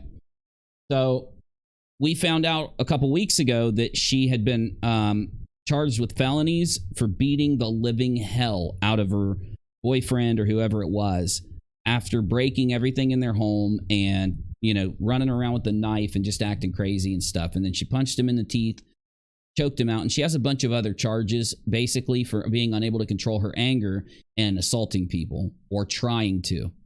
She had over 42 charges, and of them, several were related to very intense and angry events, okay? Out of nowhere, we're watching a clip video uploaded by Forgotten Whispers right now. We get to the end. I'm literally about to close the video, and she says this. It is. Screw that, baby. And you're screw DCF, screw whoever it is. She says, screw DCF, which is like the Department of Children's Services or Family Services. Screw whoever it is. Screw them. They took my kids for. Screw them. They took. Holy shit. CPS took your kids. Can you share it with me? Oh, yeah, sorry. She says, they took my kids for not even. Popping them on the ass. Popping them. What the fuck, Betty? This lady right? can beat her children. And then she says, this lady can beat her kids. So she said, they took my kids. Now, she doesn't have any, according to the audience, she doesn't have any actual blood kids. So they were her stepkids or something, right? So she was, well, number one, they're not gonna take them unless it's happened a lot and violently. So in order to believe Betty, we got to ask ourselves, let's pretend that Betty isn't violent, isn't angry, isn't always out doing this crazy shit. Let's pretend she's not. I might say, you know what? This has to do with kids. He did upload this publicly, but it has to do with kids. Because she's not angry and violent all the time, I'm just going to let this go. Let's not even talk about it. Who knows what happened? Whatever. Now, the problem is, like I said before, if you tell us this after we find out that you have done all these violent things to people, and after witnessing all of your angry outbursts, you not being able to control yourself, she threatens people, she doxes people, she's obsessive, she's creepy, she's a window peeping weirdo. After seeing those behaviors, I'm not going to believe you that that you're telling the truth. I'm going to think you're lying. And the audience agrees. 94% says that she lied about DHS being wrong for taking the kids. 5% out of 60 votes says that DHS was wrong. Yeah, I'm sorry. I can respect the people out there who are going to believe her that DHS was wrong. The 3 of you that are out there that voted that way, I can respect you for holding that opinion. But I think it's a dangerous opinion to hold. I think that the behaviors, the way we carry and present ourselves to people should be an indicator when it comes to having to judge things out there about us that we don't know the truth on. If we are going to choose to go into public and we're going to choose to act violent and angry all the time, we can't get mad when people look at us and say, I can't trust you being around me, or I can't trust that you're telling the truth about X, Y, and Z. Because the reason we have to look at behaviors and deduce whether someone's done these other things, it's not a factual deduction, but it's one for our safety. Just like when we see someone constantly stealing money from people online, lying about what they're doing with money, so that they can get people to donate money, like in the Letitia situation. in order to judge whether Letitia, Molly, and the others involved in that fundraiser are telling the truth or not, we can look at the other instances around them. We can use their other monetary things and these other things that have happened. We can use them as a basis for whether we believe they're ripping us off or not. And it's all the data we have. We are not wrong when we are begged for money, hit up for money, and in optional situations, it would be wrong. If someone just gives you the facts on something and says, yo, you want to donate, go ahead. But in situations where we can touch the money, in situations where it's not about maybe like supporting something you like or whatever, when it goes beyond that, we have to look at those things to make up our mind. Especially when you've got other reasons to, like if I use the Letitia situation, I can call to them siphoning the money out of the bank account. That's an immediate red flag. You're being ripped off. There's actually no other reason to do it, right? There's no other motivator that would cause these people to move the money out of the charity account into their own bank account other than stealing the money, right? They'll say that that's a conspiracy theory. Well, we were right, so how is it a damn conspiracy theory? Why is it we've been right every time we've looked at a fraud raiser and used all of the information there to try to determine whether it's appropriate to say that they're stealing the money or not? Why were we always right in every fundraiser? Because we used facts. It is a factual piece of data that she has this violent anger problem. And we can use that factual piece of data to judge whether she is lying to us or not about DHS. Let's finish the video. It seems you Blacken do their too, eyes. Miss Betty. Abuse them for years and have no consequence. Oh, we got am not the But what happens if this lady has a consequence and she goes around on YouTube and says DHS was wrong? Are we supposed to just think DHS is wrong like you're expecting us to for you, Betty? court. I am not the judge. I am not the jury. Well, then why are you acting like the judge and the jury? Great video by Forgotten Whispers. This was done 6 days ago. I really think Forgotten Whispers needs some of your support, because what I want is for more people out there to archive things that are happening. I want more archive channels. I want you to grab clips. I want you to upload those clips. I want you to send them in, because it's the only way that we can get the clips. If a clip needs to be shown on our show, if it is a part of a puzzle to something we're talking about, you are encouraged to send it in. It's the only way we can preserve these instances for future video archival. And the videos we upload, the summation videos, the UNIRock2 videos, they archive these situations. I go through every clip that we can find and that you send in, and I use it as a basis to tell the story of what happened, right? We now have On Dylan. And I'm so glad Navy's here for this, because Dylan is a very controversial figure in the Idaho story.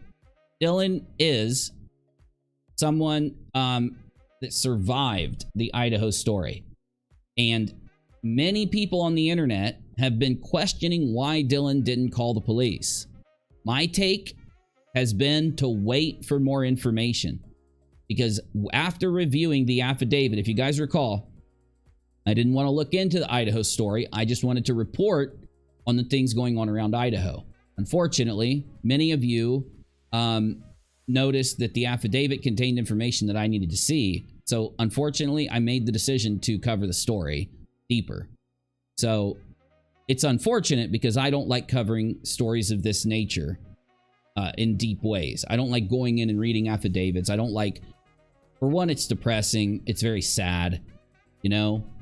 Though I completely understand why you want me to look at it. I'm glad you had me look at it. You were right for asking me to look at it, because after reading it, I know a lot more about what was written, so that when I look at someone talking about Dylan, I can make a better judgment to whether they are appropriately judging the information or whether they're assuming off of that information in the affidavit.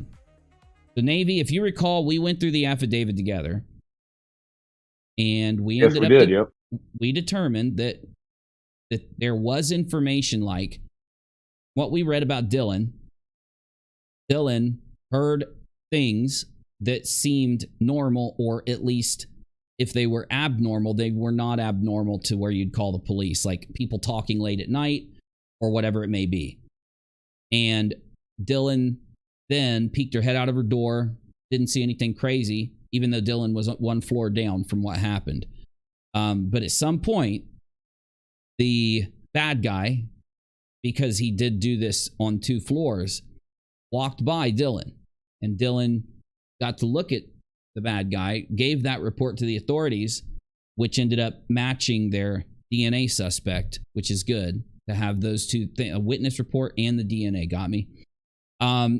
Though many people said that Dylan should have called the police sooner and that it's Dylan's fault that Dylan chose not to, and is blaming Dylan as not a survivor or a victim, but viewing Dylan as not the perpetrator, but just someone who, for their own fear or their own comfort, decided they weren't going to call the cops while they knew that their friends had been attacked. Now, I do not find that in the affidavit to any degree, but I've said it's possible that it happened. It's also possible that it happened and that the police aren't giving us more information because they don't want us to judge Dylan negatively right after this happened. So they may not have added certain things to the affidavit that might have caused us to judge Dylan. Very possible. The police are allowed to do certain things, like they're allowed to give misinformation in certain instances around these stories. Now, I don't know which instances they're allowed to or not, so I'm not going to go that deep. Though, I don't think they can do it in an affidavit. I do think they can restrict the information they put in. They can't lie in it. Right, they can't lie in the affidavit. It's just going to be enough of what they have to secure a warrant, right? So the cops come in, they have this evidence, they submit an affidavit to the court and say, listen, we believe this is enough evidence to issue a warrant. And the judge looks at it and says, yes, it's enough. You swear that this information is true. They're like, yes, ma'am, thank you, ma'am. And then they get a warrant signed by a judge. But the judge, the cops, if they felt certain information about Dylan, like if Dylan did see blood and then go hide in Dylan's room and the police said, we're not going to put that in the affidavit, they could restrict that from the affidavit if they wanted to. I mean, they could. They have that choice. Now, here's the deal. Some people think that Dylan should be judged. And the reason I don't think we should judge Dylan now is because we will find out the answer. We will have the answer at some point, whether Dylan didn't call the police because of fear, because of shock, because of some reason, or if it was a reason that makes Dylan the bad guy. We will know whether Dylan did something wrong at some point. And I think it's unfair to judge Dylan before having the information. Now, some people like Molly and others have come out to say that there was enough information in the affidavit to judge Dylan. So there's been a lot of contention around Dylan. Unfortunately, I was going to upload a video about Dylan and there's just not enough to go on yet. I would be very likely that anything I draw from could change or it could be wrong. And I just don't want to put up a video if that's the case. Even though I do think the video would do really good. I'm going to wait until I have more information to upload on Dylan. Now, I did find a news report that gives us more information. And I'm starting to wonder if people aren't drawing information from instead of drawing from the affidavit, they're combining the affidavit with news reports to come up with a judgment towards Dylan. That could be possible. But here's the main thing. The next video that we're going to look at is Molly attacking the Idaho survivor Dylan. Let me show you. We have another Forgotten Whispers video.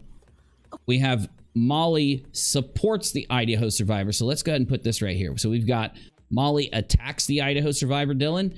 Molly supports the Idaho survivor. Now, in that very long live stream for like 8 or 9 hours, this is right after we exposed Molly and Betty for not only uploading fake audio and telling people that it factually was Idaho, but monetizing it in very grifty, dirty ways. We exposed that they had lied about the audio. The audio was fake.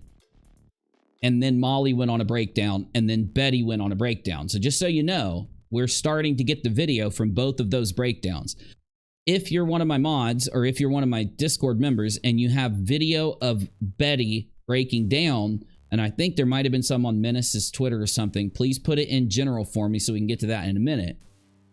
Let's start with Dylan. Let's start with Molly. And let's start with where she did attack Dylan. And then I'll show you what she said hours later, okay? Here we go. The streets. Oh my God, this is from the 8-hour video. This one's going on 2 times speed. This is a very long video. And we are gonna have to skip through it. 5 hours. This is 5 hours of the 8-hour deleted live stream. I know a lot of people want to know about. All right, we're just gonna go. Wait, we're not. All right, here we go. You're now on channel 1. Okay, and tonight, I just want to make sure I tell you guys this. I am picking my kids up, and then coming back here. I think I have to drop them off again. But either way, within an hour, hour and a half of me ending this stream, not right now, we're not ready yet to end it, but we're going to be coming back online just because we have so much stuff to look at. So just so you know, there will be a break in the middle of the stream, okay? Molly Golightly It's Friday, so on the regular channel. got to do dad stuff.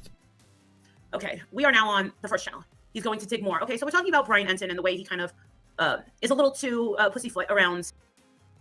So here's the first thing. She not only attacks Dylan in this many times. You're not even going to get to see a lot of the attacks against Dylan. But she also attacks Brian Ensign. He's a reporter with News Now. Is it News Now? I'm going to say it wrong. News Nation. He's a reporter with News Nation. She also attacks one of his frontline, anchors that works with him, Banfield. The victim's family. He's a little too nice. And not that he shouldn't be nice. That's not my point. I mean, just... Yeah, you are saying that he shouldn't be nice. You do know that reporters who go in, just like when I talk to you, you realize I wasn't mean to you because then I knew I wouldn't be able to get information. Okay, you do realize that when you're a reporter, you have to put the story first. Even though I'm just a YouTuber, I still take that instruction from people like Brian, and I put the story above what I want to say to you personally. Right? You do get that. Just that he shouldn't waste his precious time asking the most obvious questions. Like, He has to. This is what makes you guys such LARPers. You aren't realizing he has to ask baseline questions to people he's never spoken to. There has to be a built narrative for viewers who may watch the interview with them who have no clue what's going on. Right? You are not a professional. I'm not insulting you. You could learn these things if you listen to criticism like mine and actually absorbed it. You won't, though, because you think you know everything. You think you're the best. I guarantee Brian Ensign doesn't think that he's the best reporter on the planet like you do. So he wouldn't even be able to tell you all the things you have to do. But I'm going to tell you now, Brian's method works. Yours doesn't. Betty's doesn't. My method works. Got me? Following me? you're going to be at the hearings. Obviously, Kaylee's sister's going to be at the hearings. I'm sure. It's not obvious at all. She very well could have said, I'm not going. I don't want to be involved with this. It's very, I'm too emotionally damaged. It's a good damn question. Yeah. He beats around the bush. No, he doesn't. Building the narrative of a story, asking questions that need to be asked that you may not understand why they're asked at first. He may be asking it because of somewhere that the interview could go later. Here, let me take this off. Let me take these banners off. We were actually supposed to hang out, but we'll take these banners off. It'd be nice if you took those banners off sometimes. That's what I'm talking about. That's what I'm talking about. And one of the things that we were just listening to. There's that pretentious little mouth smack. That's what I'm talking about. That's what I'm talking about. Pretentiousness. Narcissism. Dunning-Kruger. You thinking you're the expert when you really know nothing. Was him talking to, yes, like he's scared. And he doesn't need to be. He's asking. He's not scared. What do you mean? You really think that the reason you think Brian is too scared to ask mean questions to an interviewee, and that's why he doesn't ask mean questions. You can't fathom that it could be professionalism. It could be many other reasons. You can't fathom this. The most obvious questions because he's so sensitive that he's going to turn them off. Or, you know, like they're not going to talk to him in the future. Of course they're going to want to talk to him in the future. I just want to tell you right fast. Boston said he has the clip that you were looking for with Molly. It came from Kool-Aid, and I dropped it in the bottom of general for you. Thank you, buddy. Thank you. Appreciate you, man. When you're having a, I mean, he's lucky that he has family members, you know, that are still willing to comply with the mainstream media. You know, they actually like the mainstream media at this point. They see them as a helpful resource for getting justice for. I don't think it's about whether you like them or not. I think it's literally, again, you're describing someone being professional and she's acting as if that professional behavior is a detriment, probably because she feels that her extreme behavior is somehow tolerable. You know, her sister. And bringing up the whole Dylan thing, number one question I'm being asked is, Marissa, what do you think of Dylan? Yeah, what do you think of Dylan? Please, we need to know. And do you mind giving supporting details? You know how you judge the way Brian talks and interviews people? Could you possibly give us, you know, why you say certain things, why you think certain things, why you feel certain things, where the information came from? Could you maybe communicate for the first time in your life? Well, that's a slippery slope. Do I think people should be verbal? She tells you everything you need to know right there. A slippery slope. Navy, what would make Dylan a slippery slope? What would make Dylan like? For her, go ahead. Yeah. Well, obviously, it is a slippery slope if you want to attack Dylan. Why? She's a survivor, and you're going to want to make her into a villain. And it's a slippery slope for you because if you go too far down the slope of attacking her, you're going to get ostracized. That's what I think. Well, and the thing is that you come out the gate. So the thing is, she's come out the gate not seeing this girl as a survivor, but as a basically part of the crime, right? And so it's one thing you can understand, like if you're like, oh, these are victims, and then you find out later on that, you know, oh no, there was actually some other craziness going on that we didn't know about. They were involved with it, and now we have this. But you never come out the gate just because, you know, I don't know, you want to be controversial or whatever, and claim that one of the survivors is somehow part of it or somehow contributed to it because they didn't do something you thought they should do as an armchair quarterback. Exactly. And that's why I think she's calling it a slippery slope. I think she's telling on herself. I forgot to tell you guys, we've got a really good name for our podcast. And I think I'm going to call it the Fraudcast. Now, there's a problem. There's already a Fraudcast. There's no podcast named the Fraudcast, but there is one named something Fraudcast, something, something, something. And I don't want to encroach on their name. So I think I'm going to call the podcast UNIRock's Fraudcast. You should call it the Rock of Fraudcast. Yeah, so, yeah, there you go. And we're going to talk about it in a mod meeting. We're going to brainstorm. It might be a little different than that, but I want to use the word Fraudcast. I want to do it in a respectful way that in no way affects this other podcast. Now, that podcast, from what I've seen, isn't that big. And it might act if they're not that big, and I make sure to add other words to it. I don't think it's going to be an issue.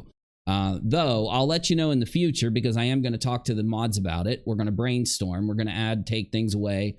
But that's where I'm going. I want something that embodies the fact that we are busting scams on the internet, that we're looking at fraud raisers. We've called fundraisers that are fraudulent. We call them fraud raisers, and that's why I want to use it. Fraudcast, fraud raisers.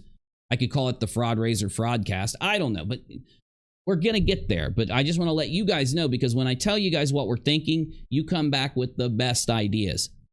So if you have an idea, let us know. Probably attacking her online? No. Brian Enson's answer is she's young. No. And again, I don't even think Brian's correct.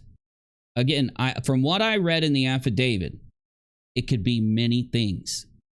And I think a lot of people are just assuming right now that she is lying. They're saying to themselves, she had to have heard noises and decided not to call the cops.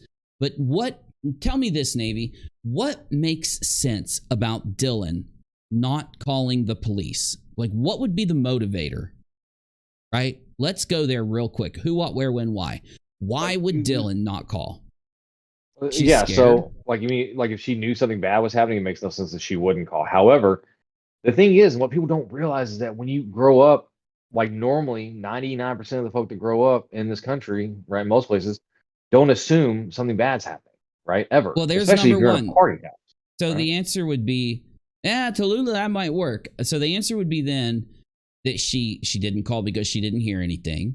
So that's my thing. It's like the base level, Occam's razor makes the most sense. Least assumptions is that Right. she didn't call because she didn't hear anything. And when she finally did realize that some of the noises she heard aren't explained as the dog's yipping, just a normal noise or whatever, normal nightly noises, and she goes out and sees the murder, they call 911, right? So that's Occam's razor right now if you read the affidavit. Now, you can take a step further, make some more assumptions, and assume that Dylan did hear noises and could have heard something bad. So why would Dylan not call the cops if she did hear a noise that was bad? It could have been like a 90% chance that something bad happened. Why wouldn't she call the cops? It could be because she was scared and just wanted to like convince herself nothing happened, right? I'm just going to lay down. I'm just going to go to sleep. I'm just going to pretend nothing happened because that noise could have just been normal. It could have just been something weird. Maybe I misheard things. I'm going to go to sleep. She comes out hours later. Then she has to call.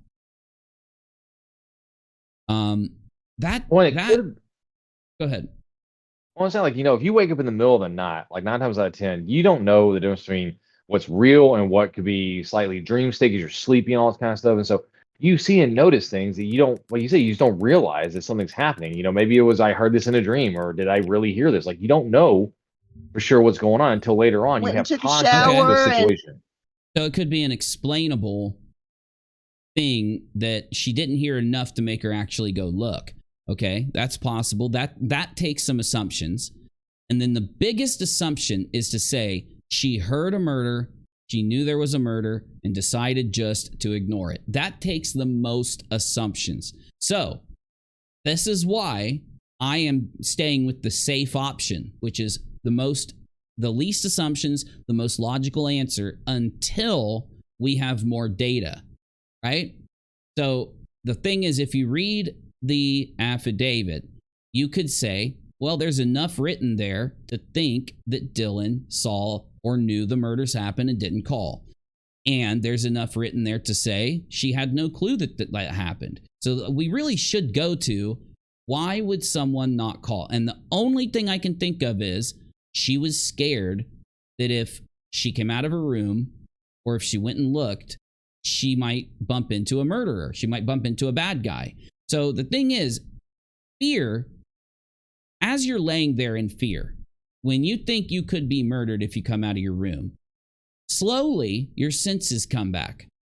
You start thinking. The fear paralyzes you, then you think. The fear paralyzes you, then you think. Then you put the blanket over your eyes, hide under the bed, then you think. With it being like a very long period of time between when she saw him and when the cops came, the most, again, logical thing is that because look, if you're going to wait long enough to where the murderer leaves before you call the cops, when you know that it happened, but you're not calling, you're going to wait long enough and then call. That didn't happen. Literally, it took her coming out, other people going in and seeing what happened for her to call the police.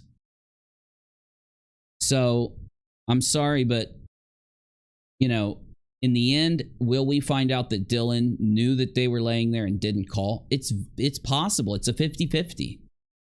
And with a 50-50, I'm not going to attack Dylan because then I'm going to have to come out here, make a video, apologize to Dylan, apologize to all of you for attacking Dylan, and correct the record, make sure everybody knows.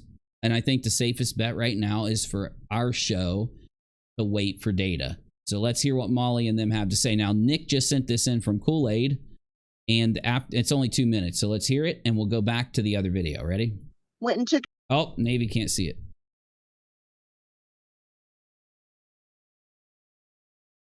Make sure you support the Kool-Aid, because I don't think it's the same channel. Didn't Kool-Aid have to make a new channel, Navy? Yeah, and they're doing pretty. They're not doing too bad for having to remake the channel. I dropped the link to the channel in the live chat. Good. Do me a solid. Kool-Aid's channel was deleted due to false strikes from Molly. Kool-Aid didn't want to dox themselves and fight the strikes. Please support Kool-Aid. Kool-Aid does a great job. Took a shower and Why would you pick on a victim? Is that what you just said, Blue? For context? we're not picking on a victim. You kind of are picking on a victim. You're making assumptions. Honestly, why can't you two defend yourself from pulling the damn affidavit and showing people where it says that Dylan knew they were laying there dead and didn't call the cops? Show us the data and we'll be on your damn side. I can almost let it go that you two want to attack Dylan if that's written in the affidavit, because people are going to be mad.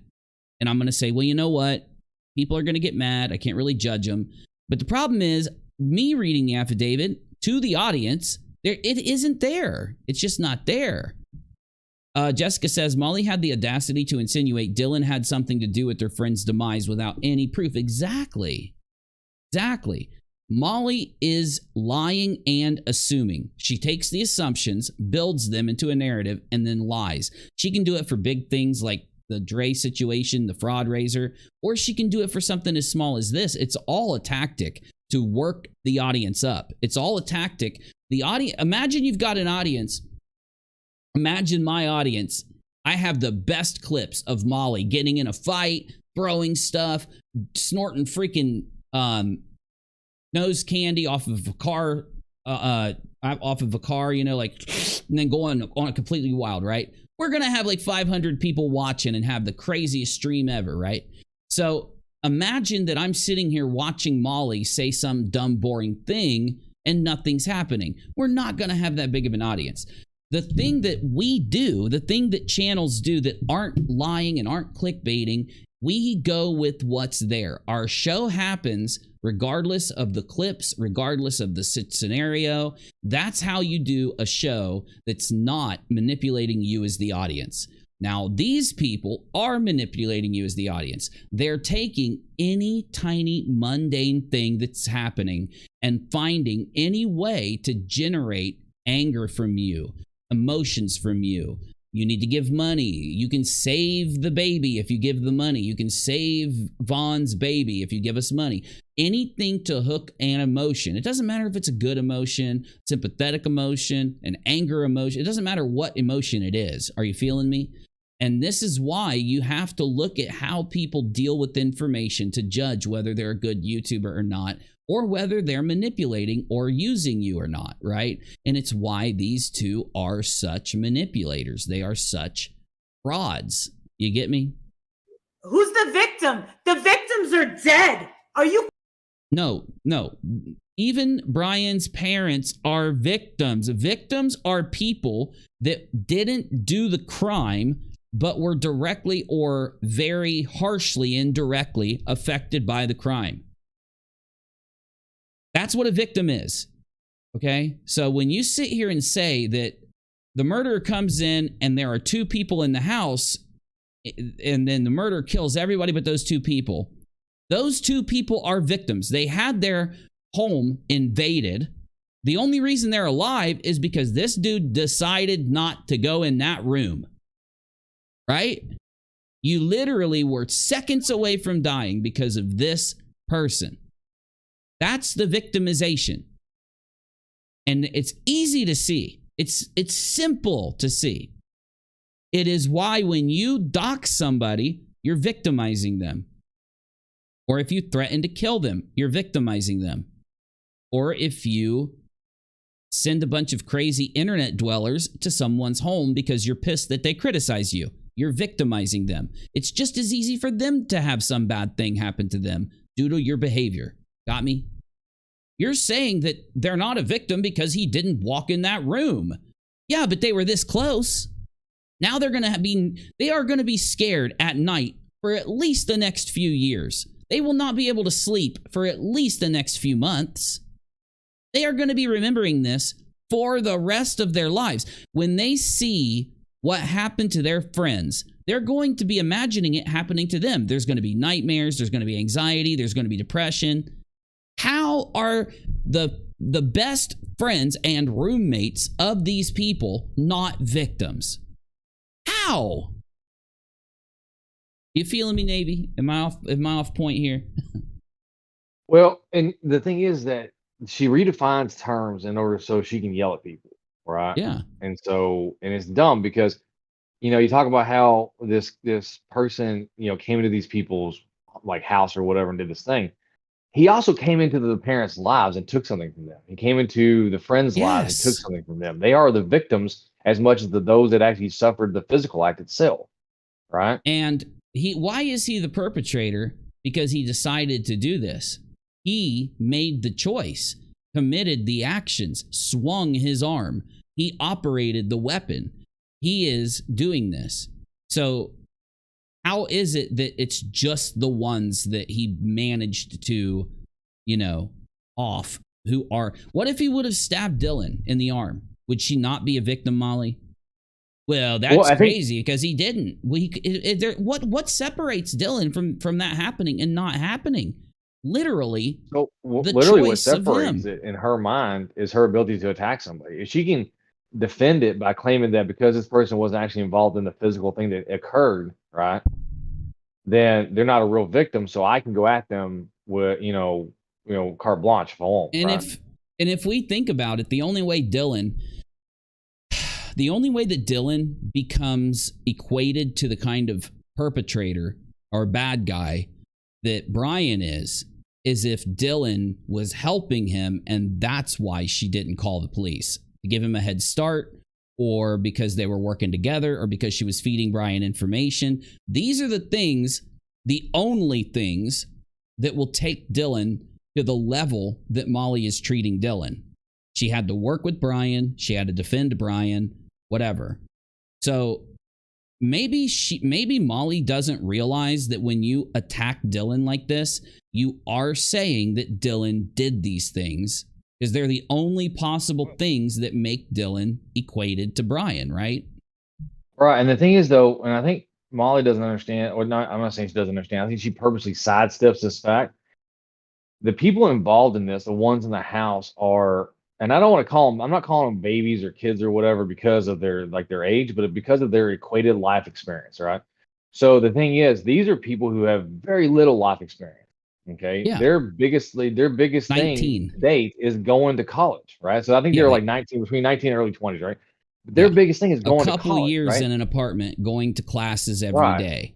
That's nothing. That's not life experience. Like 9 times out of 10, your parents are still paying for it. You got loans or whatever. Like you're not even working, actually having to negotiate life, right? And so the aspect that they would somehow have the wherewithal to understand what was happening around, have the situational awareness, because we're both military, right? We had this thing we get told and drilled into us all the time: situational awareness. When you go to a cafe, you watching the doors, you're watching all this kind of stuff. They're not even close to that. To them, life is just like, studying and going to parties and all this kind of stuff. They have no idea that something this crazy it would ever happen. And that's why hearing a noise that we don't even have, we have noises described to us that happened that night that don't even equate to calling the police. There was a thump and a dog barking. We don't have a scream. We don't have a whatever to really equate that. But okay, Lauren says, and to be clear, the survivors were the first people that were cleared by the police. And they have all the cell phone data. They have, a lot of stuff. Now, again, it's so early in the story. Let's let them talk. But how is it not victimizing Dylan if you're lying about Dylan so that you can broadcast these attacks against her? Then the people watching you turn into people that are also attacking Dylan. I'm not saying it's true. I'm just saying that it still has to be considered if their behavior isn't victimizing Dylan again. But we'll think about it as we hear them talk. Are you kidding me? See, you are dumb. You're dumb. I don't want dumb people out. That's why I just threw you out. Get out. Banned. Why are you picking on a victim? She's not a victim. She's not a victim. There we go. So Dylan and the other woman that survived the murder by, luckily not going to the bathroom, not going into their friend's room right before he got there, not going down the hallway while this was happening, not popping out of their hallway, witnessing it, screaming like, oh my God, my friend, and then having him charge them. They're not victims at all. If you get lucky and you manage to like not be like, if the dude is just all of a sudden decides to let you live, then you're not a victim. He didn't kill you. The victims are dead and they're gone forever. You idiot. The fuck out of here. No one's trying to victim shame or. What are you talking about? Who the hell is speaking? Because this woman is just as off as Molly. But to question. How is it not victim shaming? If Dylan isn't a victim, then it's not victim shaming, what Molly just said. But if Dylan is a victim, then it is victim shaming, what Molly just said. Again, these people think that they can do and say anything, and then as long as, let's say within a 2-minute period, you got a 2-minute timer, so you can say anything you want as long as before that 2-minute timer ticks down, you say that you didn't do it. So if I sit here and say, Brian's not the victim, and then 2 minutes go by and I say, well, listen, I'm not shaming the real victims, or I'm sorry, Brian's not a bad guy. Somehow I'm not shaming the victims and putting the victims down and shitting on the victims by sitting here and defending Brian, right? As long as within 2 minutes after I say it, I say the opposite. That's how they think.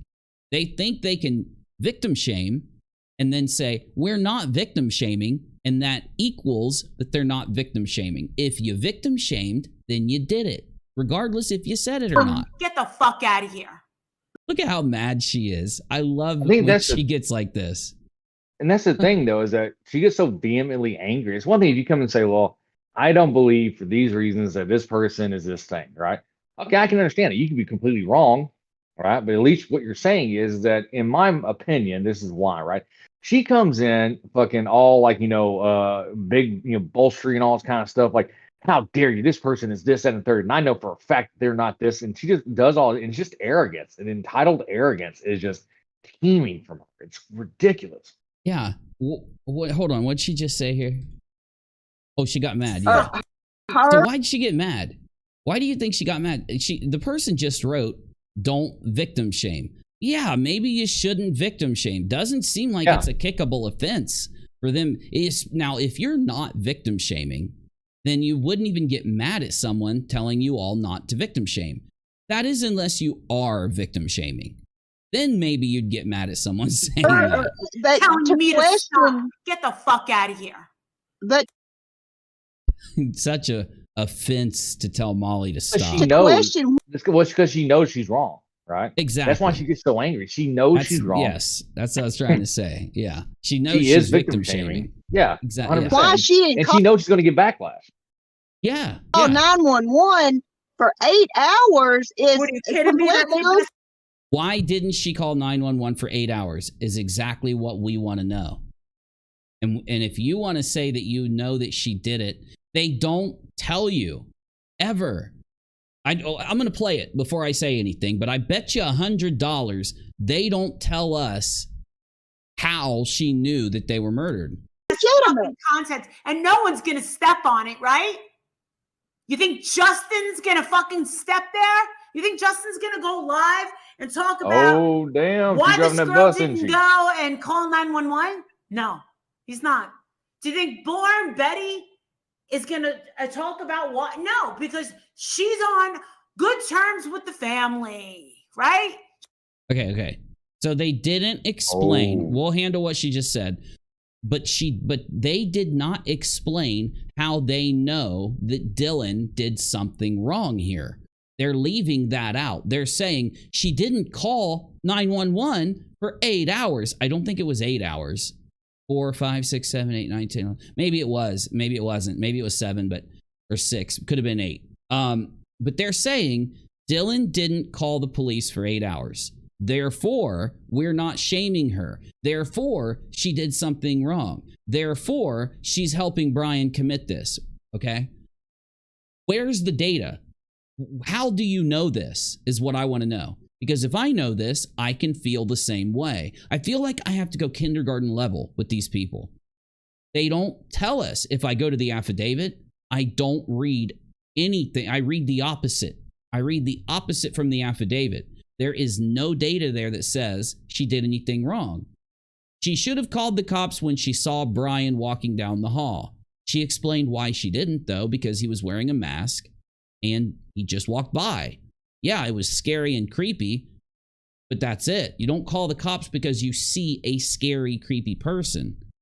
That's not why. If you did, I'd be calling the cops watching this right now because she's scary and creepy, you know? If she knew about what happened and decided not to call the cops, then maybe she needs to be criticized. But hold on. Let's give them what they're saying because they said it. They broadcasted it. They've been doing this for days. Let's give it to them.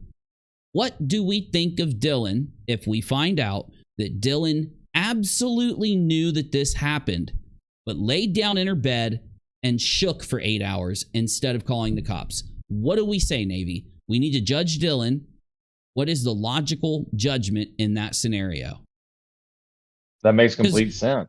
It's shock. It's craziness. Because like, you know, I'm not going to say... They're not going to convince me that Dylan went out and like played Yahtzee in the living room next to the bodies. That didn't happen. So for 8 hours, Dylan also didn't leave the house. So let's go ahead and give them the assumption they've been making for days. All of these true crime idiots. Dylan decided not to call the cops, and let's judge Dylan. I'm going to get my board out and everything. We're doing it right now. This is literally happening. Theoretical. This is a theoretical judgment of Dylan based on the assumptions Molly and the true crime true liars have made. So here we go. Billboard of Doom. Nope, nope, nope, nope. I do not ever use that pen. We are using this pen. Billboard of Doom ready. Dylan saw everything happen. She actually cracked her door, according to Molly and them, or Dylan, after he left, walked out, witnessed everything, all of the aftermath, went back in her room and laid down in bed. So, what did Dylan, what did she commit, or was she in, what capacity was she in? So in order for me to believe that you would lay in your room and not call 911 while surrounded by 4 bodies bleeding everywhere, I have to go through the different logical possibilities that maybe you're in shock. What else could she be, Navy? She's in shock. She's half asleep. She's half asleep. She just woke up, right? Opens the door. Okay, this is one thing I've been thinking about too. Right? So let's say that she's half asleep. Maybe she had to go pee or something. Who knows, right? She opens the door. She sees this person walk past her, and she just gets like a weird vibe from him, right? And decides to go back.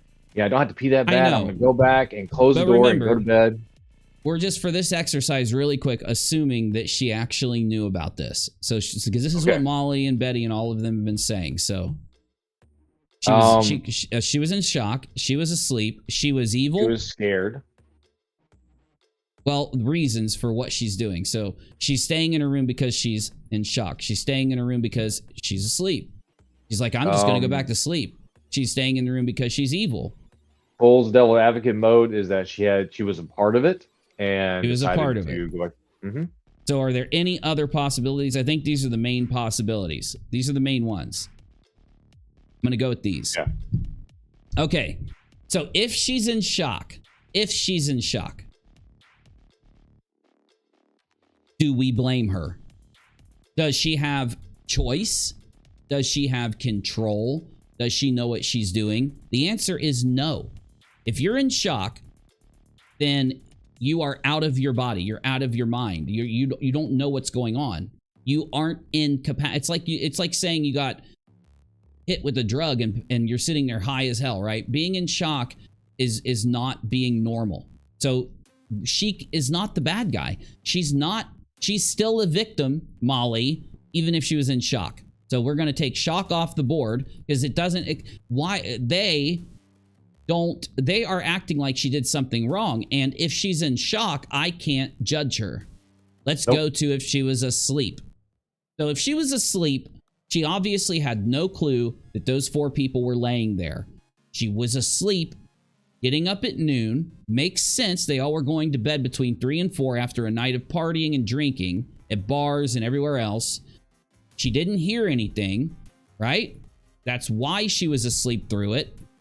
She went to bed, fell asleep, woke up, saw everything. Cops come. No, can't judge her. So it can't be that. Can't be that she was asleep, or else Molly would still consider her a victim. And when I say Molly, I mean the whole true crime community.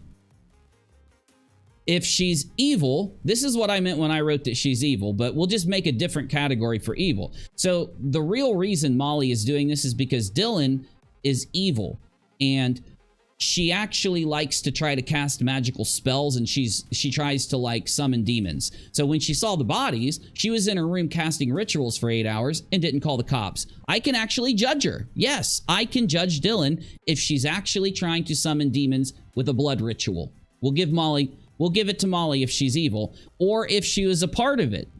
The only 2 options we have are the most ridiculous, insane options. They are the most insane possibilities, people. So there aren't really any other reasons to believe that Dylan purposely chose not to call 911. You feel me? If she was in shock, she doesn't have a capacity to make a decision. If she was asleep, she doesn't have a capacity to make a decision. If she's evil, she does have a capacity to make a decision. And if she's part of it, she does have a capacity to make the decision. So by Molly and the true crime community behaving like Dylan laid down or shook or casted magical spells or whatever for fucking 8 hours, those are the only options that give Molly and her friends a reason for doing what they're doing. But I think those 2 options are insane. I think they're unlikely, because I don't think the police found no link between Dylan and Brian at all. Lauren and the police, and Lauren confirmed that the police cleared these 2 victims that survived. That tells us we shouldn't be assuming that they're part of it, because the police must have some kind of evidence, right? Or do we just go ahead and assume it, Navy? It seems ridiculous to assume it, in my opinion. Yeah, I think that, because especially when something like this happens, the cops are going to exhaust every avenue. And the first people, like Lauren says too, the first people they're going to look at are the people that are closest to the crime scene, right? Yeah. Like if there's a husband and wife issue and like one of the partners passes away, the first person they look at is the other partner, right? They take people that have just been through hell and sit them down and interview them. That's how serious it is. Even though they've been through hell, they still have to be interviewed and talked to. They can't be left alone because there's something important happening.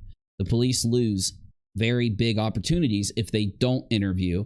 Those opportunities are so important to the safety of everyone around this killer. They can't let people, even if they've been through hell, not be questioned, not be investigated. They can't wait a week while they feel better about living through this or anything. So this again is this Molly idea. Does it real quick. Okay, Julie, the reason that we put those 4 things up on the board, we're trying to figure out what Dylan could have done between the time that Molly says that Dylan knew about the murders until the time that she called 911. So we just wanted to get every option. So option number 1, Dylan was in shock. Option number 2, Dylan was asleep. Option number 3, she was part of the crime. Is there an option number 4? The only other option is that she was like doing something with the murder scene for 8 hours. And so she must be either casting magic rituals, or she must be praying to Satan. You know what I'm saying? Like, we're trying to look for what the fact that Molly and the true crime community is leaving out of this story, because they're taking Dylan. They're not telling us how they know that Dylan did something wrong, and they're judging Dylan as if Dylan did something wrong. In fact, Molly just yelled, Dylan is not a victim. The victims got murdered. Dylan didn't get murdered. She's not a victim. But if Dylan was asleep, she's a victim. If Dylan was in shock, she's a victim. If she was committing the crime with Brian, she's not a victim. If she was casting magic rituals, I guess she's not a victim because she's doing weird things with someone's body. That's a crime. I can't think of any other scenario where Dylan deserves to be treated like this. Yeah, that's it. Those are the only ones. And I know the ritual thing is a little extreme, but it's the only other option for why they're doing this. And the thing is, they always like to pretend that somehow they've looked at, this very tangential evidence and somehow know something secret that's going on, or they see some connection that's, got to be true that no one else sees, or the cops are covering it up, or the cops are not smart enough. And that's what they do. They push this narrative that they somehow know something that no one else knows, and that's how they do. They get their, in most other stories. Now they're doing that in this story, but they're doing something different. In the other stories, they just invent it. So in the other stories, they'll just tell you that Dre's starving her kids. Bam, they just made it up. They'll tell you that she's trying to poison Marvon. They'll tell you that the mother, the grandmother, knew what happened and was part of the crime. They always say it in every other story. The reason they're not saying it with Dylan is because they know that if they tell a giant lie and spread a giant piece of misinformation in this story, they know that they're going to get in a lot of trouble because the police have put out the warning. So they're using a tactic where they still treat Dylan as if she helped with the crime. They treat Dylan as if she's not a victim without telling us why. They're trying to protect themselves from getting in trouble by not telling us why, but yet still creating the thing that gives them content.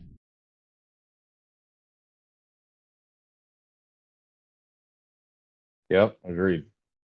That's sick. Yeah. Well, and that's what we were talking about this, like, I think it was a couple streams ago. They create conspiracy where it doesn't exist because they use that to feed their fans. So they'll keep, giving them money and clicks and views. Is that they take a situation that's already horrible and try to make it worse, right? Yeah. I mean, you got these kids that had to survive through the aspect of their friends, this happening to their friends. And in order for them to, get the clicks and views they want, they're going to sit there and say, well, I think that one of the friends was part of it somehow or another, or they didn't do the right thing or whatever. We're going to demonize them. I'm just like, wow, that's sick as fuck. Because nobody in their right mind is going to be like, let's look and pick apart. Like maybe after the case is over and you think that maybe something wasn't covered or whatever, then you look at it and say, well, this didn't really make sense, right? But they want to do it from the get. I'm putting out a Q&A. Are there any more options for Dylan that she could have been doing for the 8 hours other than the 4 that we named? If you can think of something else, Dylan, some other reason Dylan didn't call for 8 hours, put it in the Q&A. I'll check the Q&A in a little bit. And then if anyone comes up with a plausible other thing Dylan could have been doing, we'll talk about it. But again, I want to make sure everybody's following me. I don't want everybody to be like, having a hard time. So I'm going to give me 10 seconds. This clip, along with many others, is true crimers blaming Dylan, one of the survivors of the Idaho issue, as a bad person, as not a victim. In fact, that's exactly what they say. She's not a victim. She's actually a bad person. And those 4 options, so we asked the question, we said, if she's not a victim, what was she doing that was wrong? Because they are saying Dylan did something wrong by not calling for 8 hours. I can think of several reasons she didn't call the cops that don't make her a bad guy. And I put those on the board.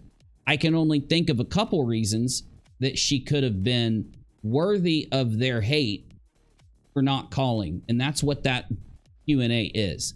What makes Dylan a bad guy? Or what can you do for 8 hours that makes her a bad guy surviving this? Because I can't figure it out. Now, again, they don't tell us. It's their tactic. Both of them. That's why I believe not only Molly and Betty, but this person that's on the screen with Molly is in on their grift. Their grift is to make a survivor, to make a family member a bad guy in one of these tragedies so that they can go at that person, create an emotional angry scenario for their audience to partake in, to get more views, to get more clicks, to make it more exciting, right? And because the cops are saying if you lie and spread misinformation in Idaho's story, web sleuths are going to get charged. They now are trying to do these really tiptoe methods of being very vague, but still acting like they have made up the lie. They're not making up the lie about Dylan yet. They haven't told us the lie, but they're still attacking Dylan as if they did make up the lie. Are you following me? Okay, good. Let's go ahead and keep playing. And I am checking my phone here and there, and I usually don't, but I'm picking up my daughter soon. So, like I said, I have to text with her a little bit before I pick her up, so I apologize. She's on good terms with the family, and they don't want anybody talking ill about this girl. Good terms with the family. She's talking about Betty. This Betty is when she started throwing everybody. So she started throwing everybody under the bus, and she said that Justin wasn't going to touch this. And then when she started talking about Betty, she said because Betty's on good terms with the family, she's not going to go after Dylan. Attack Dylan now. But only Molly's going to be the one to show this truth that no one's, everyone's ignoring. Yeah, my ass. Well, here's the thing here, though. The family will not be cool with Betty once they learn the truth about Betty. The family just doesn't know who they're talking to. And I'm not going to tell the family, but I do know there's a group of people that inform people about Betty when Betty interferes. So I do believe the family will know about Betty very soon, and then Betty will not be on good terms with this family after they know about her. And this is why we need to start talking about people like Molly and Betty and Justin and the true crime community more. And again, there are good true crimers, not talking about them. We need to actually spread awareness about this stuff more. Not as a movement or anything, but just because we need to. Just because people, if you experience a tragedy, God forbid, in the next couple years, they are going to come at you if the nation knows about it. Now, if nobody talks about it and it's just a local story, they're not going to give a shit because they're fakers, they're frauds. But if you do, God forbid, experience this and one of these psychos contacts you, in fact, I would just be safe and not let anyone on the internet contact you after a tragedy. I think they are manipulating families while going through very severe tragedies so that they're not thinking properly, they're not fact-checking people properly, they're not looking at the channels they're talking to properly. And I think that these people are exploiting the fact that they are mourning, they are in tragedy, so that they can talk to them and exploit them further for content. That's my opinion. But I can't do anything more than talk about it on my show. I'm not them. I don't go and get feet on the ground. I've already lived my life. I've already had my boots on the ground.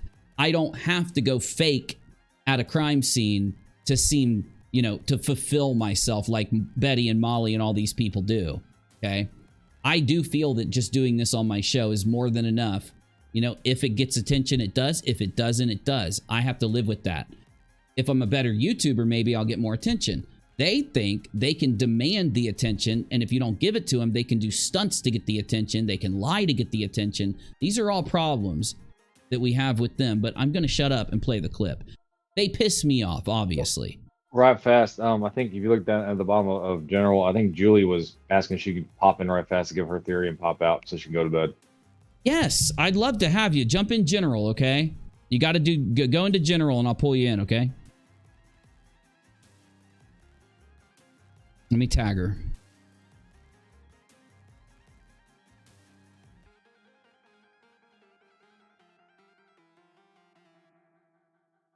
Yeah, the stream room is locked in this Discord server. So that normal members of the normal people that join the channel, we don't have someone come in and try to jump in and scream a bunch of stuff or something. But yeah, for any creators or anyone that wants to pop in and give that I've talked to before that wants to come in and talk for a second, you're more than welcome to. You got to join Butterbot.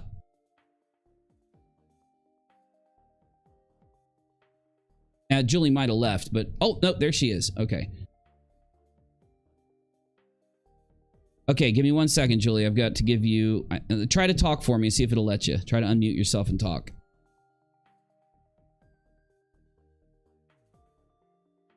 You might have to go... Let me actually give you a roll. Yeah, this might work. Okay, try her now. It should let you. It's going to automatically mute you when you come in here because it's a safe room. So unfortunately, you have to unmute yourself. I can't do it.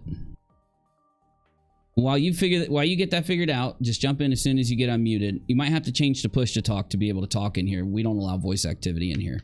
That could be what's doing it. So try, Navy, tag her down there and tell her to change to push to talk. While she's getting that worked out, let's just, rehash for a second. I want to know the equation. I want to know the like what we have going on right here is that Molly and them are saying, they are basically saying Dylan isn't a victim. Then they attack Dylan. Right? So this is an issue because they say Dylan's not a victim and they should tell us why. What facts are you calling to? How do you know this secret information to draw your conclusion? Because then you can say things that attack Dylan. Yep. We have to know this. Yeah. So you said it was on push talk, but it wasn't letting her unmute. So she's unmuted now. It's letting you unmute now. There you go. You're unmuted, Julie. All right. Thank you. Oh, we can hear you. Hey, good to have you. Thank you for having me. So my theory is, like, obviously you get fight, flight, and freeze. So, for example, there was this guy, my mum and my Auntie Julie were in London, and this guy grabbed my mum's purse, and my Auntie Julie's reaction was to sort of freeze and then go, help, help, really quietly, whereas my mum's reaction was to run after him, go, yeah, bastard, try and get the bag back. Sure. But I think maybe, obviously it was a party house and she heard noise and maybe she thought it was a robbery. When she heard them say, like, she heard someone say, I'm just trying to help you or something. So maybe she thought they were being sort of held to get items or, be robbed. So she stayed back. Then when she came out to see him, she seen him and was obviously in shock, half sleeping. Then yeah, I mean, that's possible. It is. And then maybe thought to herself that there's more people in, and if she phones the police or goes up the stairs, then the situation might escalate, because maybe she was like, well, if that's someone's a possibility. If someone's robbing you, you're better just letting them take your stuff. You don't want to risk your life. So maybe that's what she thought, or she was half sleeping. Maybe she thought she was dreaming. Okay, but in those scenarios, we wouldn't be attacking Dylan or thinking bad of Dylan. We would treat her as a victim, wouldn't we? Yeah, 100% she's a victim. Yeah. Yeah, that's our main issue, is that we got not just Molly, many true crimers saying that she's not one. So I completely agree with you. Yeah, I really do. And it is a possible scenario. She could have been in fear that whole time. That kind of goes to shock, I think. It kind of might fall under the shock scenario. Yeah, yeah. Have you talked about this on your channel, Julie, at all? Have you been talking about this story at all? Idaho or anything? No, not yet. No, I've not been. But I've not been watching. I've had the flu, so I'm just catching up on all of this. And I'm in shock. Like, I've seen that the Daily Mail is following that poor girl. So I knew about that, but I didn't know how bad Molly was getting with it. I'm just catching up in your streams. So, gotcha. I mean, I can't say I'm surprised, but I'm still surprised at how she's got shouting that about her and stuff. Oh, that's sick. Because yeah. you know. Hi, Mammy. Good to see you. she just, oh, she can't deal with Molly. But yeah, guys, I'll go. But thank you so much for having me and listening to my theory. I'll be in chat. No, we appreciate you. Yeah, and tell Mammy we said hi, okay? Okay. Take care, guys. We will. Jump in more often. We like having you. Thank you. Oh, thank you. Thanks, guys. Bye. Bye. And Navy, do me a solid and make sure you drop Julie's channel in the chat so that the peeps can check out Julie's channel, because she goes live and does a lot of good debunking and a lot of good discussion, and she covers a lot of stuff that I think is important, like YouTubers who unfairly or untruthfully attack other YouTubers. And I do think that content, many people will call that drama. You ever notice that, Navy? They'll say that that's drama content and it's bad to cover people lying on other YouTubers and stuff. Personally, I think that it's not drama to correct it or debunk it. I think it's debunking, but...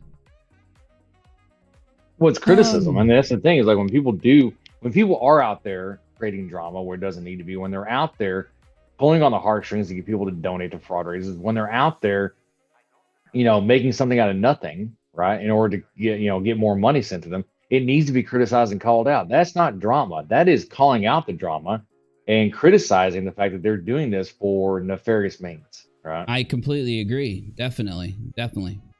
Yeah, I even see bigger YouTubers call it drama. I won't give examples. I don't want to name any, but yeah, I've seen that lately. It's more of a deflection tool. People like Molly, people like Betty, people like Darkside Phil, they'll say that someone responding to them without lying, without attacking, making good points, giving good commentary, and they'll just immediately call it drama, because if you're a YouTuber that talks about true crime, anything that isn't true crime is drama. But in reality, though, drama, in my opinion, is the deception and the lying and the attacking and those things. That is the drama. Commentary is commentary. Criticism is criticism. Let's let Molly finish. For some reason, she's eating with a spoon while she's talking about Dylan. No, I'm sorry, but it doesn't make sense. Let them all hate me. I don't care. Okay, well, let's hear it again. Let's just go back a few seconds. You think Justin's gonna fucking step there? You think Justin's gonna go live and talk about why this girl didn't go and call 911? No. Why didn't you call 911 for the 8 hours, Molly? So there was 8 hours that passed when no one called 911 for this scenario. Why didn't you do it? Is it because you didn't know that it had happened, right? Okay, so the problem we have, Molly, is that all of the information we have shows that Dylan didn't know that it happened. That could change in the trial. It could change in an interview sometime. But until that happens, you are the bad guy. Spackle says, call out the trauma vultures. Also, I think attacking Dylan is exceptionally cruel. These heartless narcissists are unbelievable. And again, it's just a... thank you, Spackle, very much. And again, them attacking Dylan is just part of the procedure.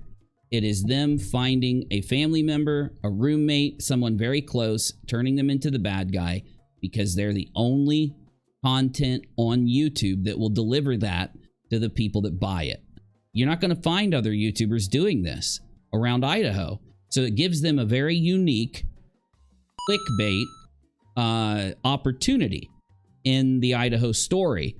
Take a giant story, find a very unique angle, go in, and you'll get views and clicks. Thing is, they don't get the unique angle from putting their boots on the ground. They make it look that way. Thank you, Navy. They make it, I think they do try to make it look like that's their whole boots on the ground thing. Like Betty will say, well, my heels are on the ground here. I'm coming here. I'm doing something different than other YouTubers. You're not, because you going there doesn't produce different results. It doesn't do anything. It doesn't accomplish anything. You could get every bit of information that Betty or Molly have in this story from other YouTubers that are looking at this. And that's why they lie, and that's why they attack family members. It creates a unique story that only they can deliver. Betty, She's pretty hot about it too. Good. Because that's the Betty that I have respect for, is when she's fucking fearless. That's what I... We still don't understand why you're attacking Dylan, Molly. I think you know that I think you know every normal person on Earth isn't going to understand why you're attacking Dylan. I like. There is no pussyfooting around. This fucking guy, all right, is very fucking smart. And if he has the fucking chance to walk, he might fucking find it. Yeah, and what do you think is going to happen through anyone interjecting themselves into this? What is she even talking about? I don't know. I No, think she doesn't know, Brian. She doesn't know. What do you mean he's smart? She doesn't know anything. God, Molly, shut up. Nick, excellent clip. Excellent clip. Every time you see something good like this, man, hit me up while I'm live. I'll put it on every time. And if this guy fucking walks... Oh, dear God. Yeah, he'll come after me first. If this guy walks, it's going to be because he's innocent.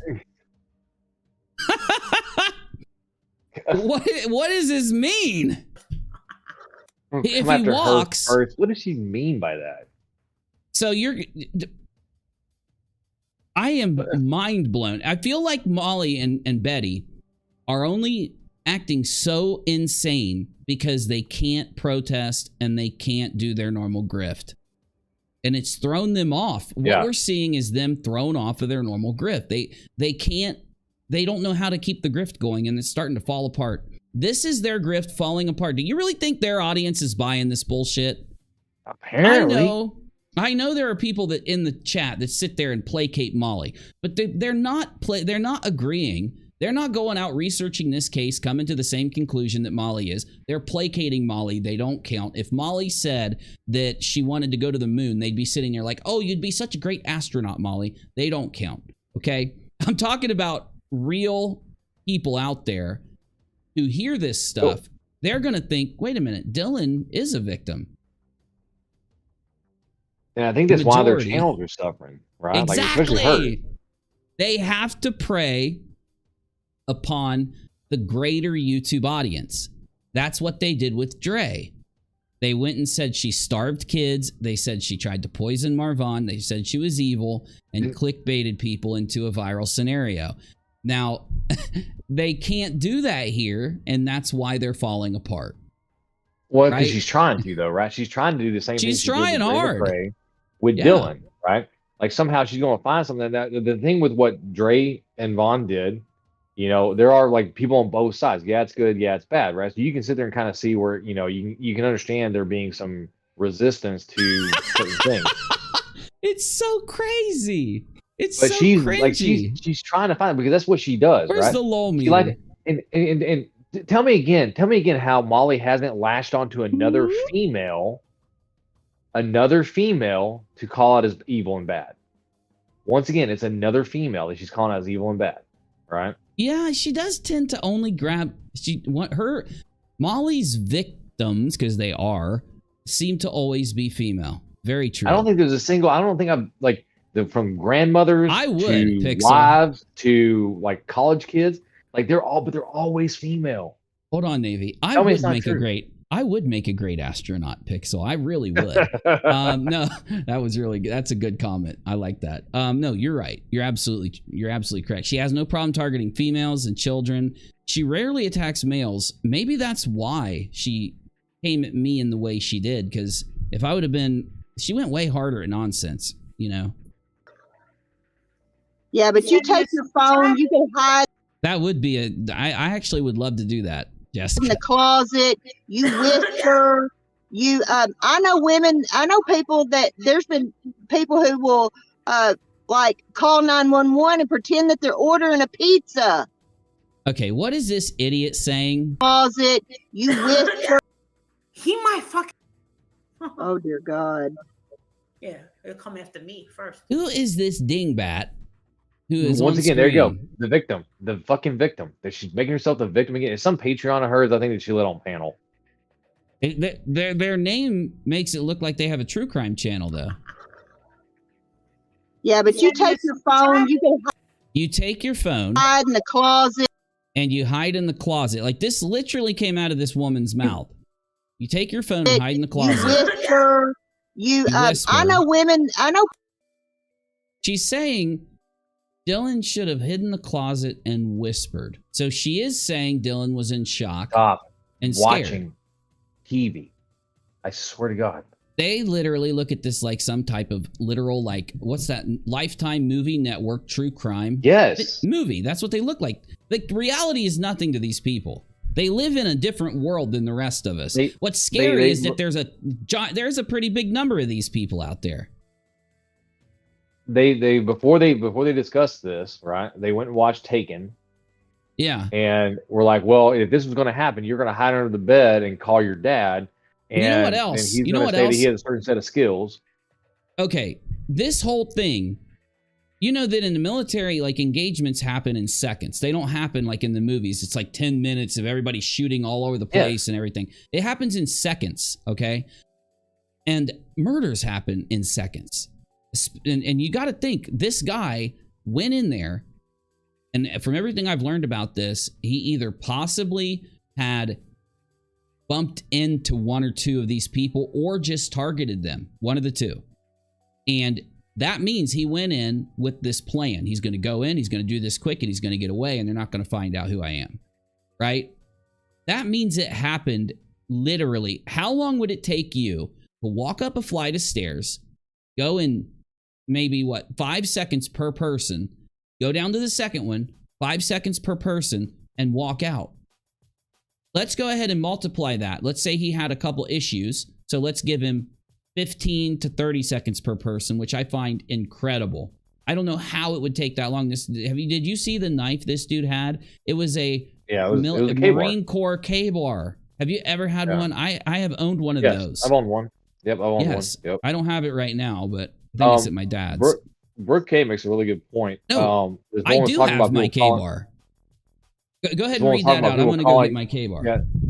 So Brooke K makes a really good point. Calling 911 to order pizza is a code for a DV situation when you can't actually call.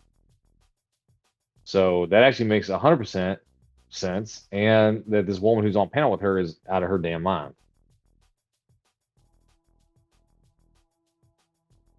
So yeah, and the problem is, like, the thing is, like, they're, like I said, they're armchair quarterbacking a situation they've never been in, with people who are in their, like, late teens, early 20s, being able to make these, like, rational decisions that it's hard for most military people to make, that are purposely put in these situations where they have to react based on understanding the surroundings and stuff. I mean, come on now. I have my K-bar. I'll have it on my next stream because it's still in a box from where we moved. Right. So, it's just in one of those totes. We're going to find it before the next stream. But my K-bar is about that big. Okay? Because my hand, it has about this much. It's got a little thing on the end of it, and it screws on, and the handle's empty. So you can put matches, really long matches, like survival matches and shit in there, or whatever you need. And there's a little thing that goes on the end, and I believe it's a compass. And so it's got a compass built into the end of it. It's made out of, like, very hard metal. I think it's steel or something. The entire handle and the entire knife is very survival looking. Let me get an image. Let me find mine. Oh, right here. Bam. So mine's black and then silver, but it screws on the bottom, unscrews, and it's hollow. So, it's like you imagine you grip this and you've got about another bar that sticks out below your grip, right? So your hand will cover here to here. This thing is deadly, right? Straight up.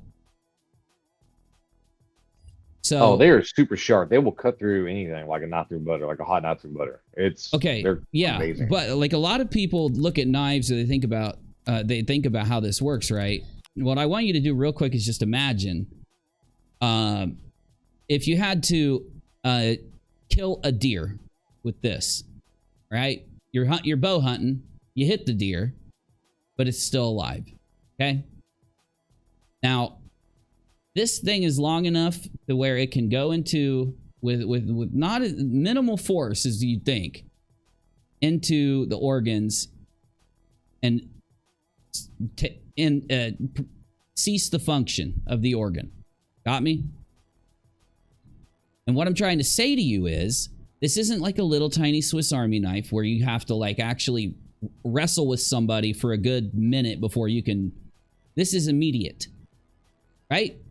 So regardless, once you go in for you might be able to defend for a second, right?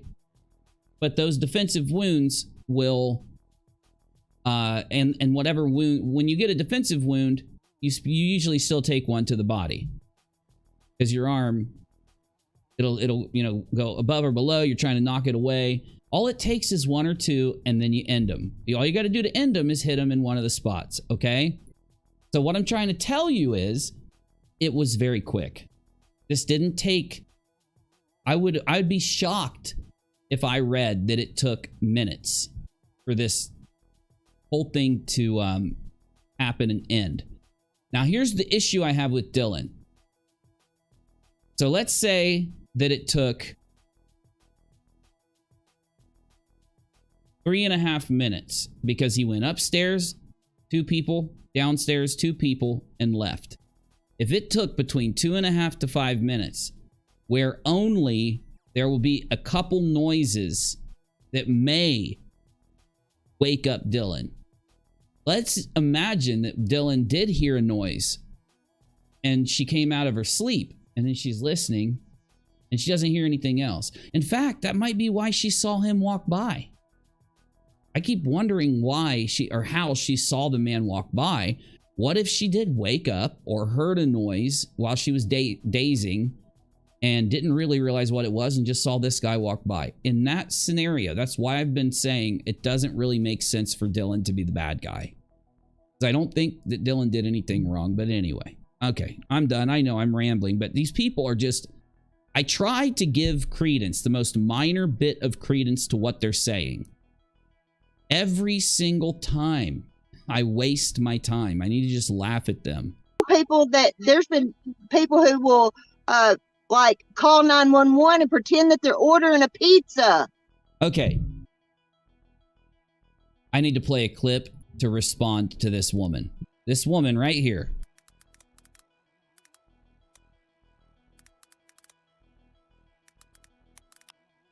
And I would say this is probably the answer to every time this woman talks, hearing her speak this one time. But whomever you are. Mr. Madison, what you just said is one of the most insanely idiotic things I have ever heard. At no point in your rambling, incoherent response were you even close to anything that could be considered a rational thought. Everyone in this room is now dumber for having listened to it. I award you no points. Oh, hold on. And may God have mercy on your soul. That is the only thing I can say to this woman who just spoke. I hope before this woman leaves this earth that she starts to maybe consider living, reading a book, studying something, and not just stop being so incredibly wrong all the time. I don't know. Lordy. I'm not even gonna look.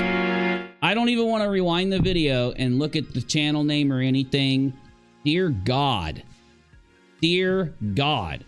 So that is a video of her attacking Dylan. This is a video, because she did this a lot, of her attacking Dylan. Let's just hear a little bit of it. But do they also do? Can you share it with me? What? Oh, yeah, I was supposed to, but oh, it closed. My bad. There we go.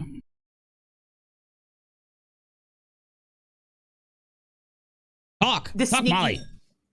What the sneaky press does. What does the sneaky press do? Sneaky things. Anything. Anything. What did the sneaky press do? Well, they sneak. Obviously, they sneak because I called them sneaky. In the middle of the night, have you up here as the sneaky little press brings up, oh, and Sam, the surviving roommate. Okay, let's hear it, Molly. Let's hear your rant against the survivors. I'm glad you used the word surviving at least, because you won't consider them survivors. Who happens to be awake and see Brian. Sam? I thought it was Dylan that saw Brian. You said Dylan saw Brian. That's why I was saying that. Now she's saying Sam saw Brian. All these Brians around here. You got Brian Kohlberger, Brian Ensign, Brian Laundrie, all these Brians. Stay away from me. Oh, go away. Go. Yeah, we wish you would go away. Like, we wish you would. Could you find something to talk about that doesn't involve you exploiting people in tragedy so I can stop doing this show?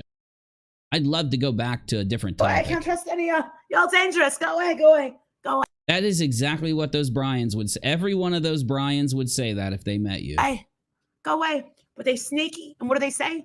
Oh, and Dylan, yeah, she's young. You know, she saw the killer, yes. And she went. Well, you just said Sam saw the killer. Now you're saying Dylan saw it. You don't even know what you're saying. Waited all those hours to call 911. Yeah. I mean, did you just hear what he said? It's like. Why are you laughing? He's trying to make her feel guilty, but then say. He didn't try to make her feel guilty. Brian is representing the facts that he has. That's all he's doing.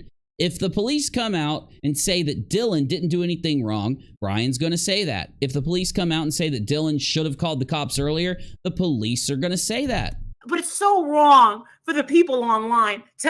No. In fact, Brian and the news, because I saw his broadcast, if it's the same one I saw, Brian said, why did she wait 8 hours?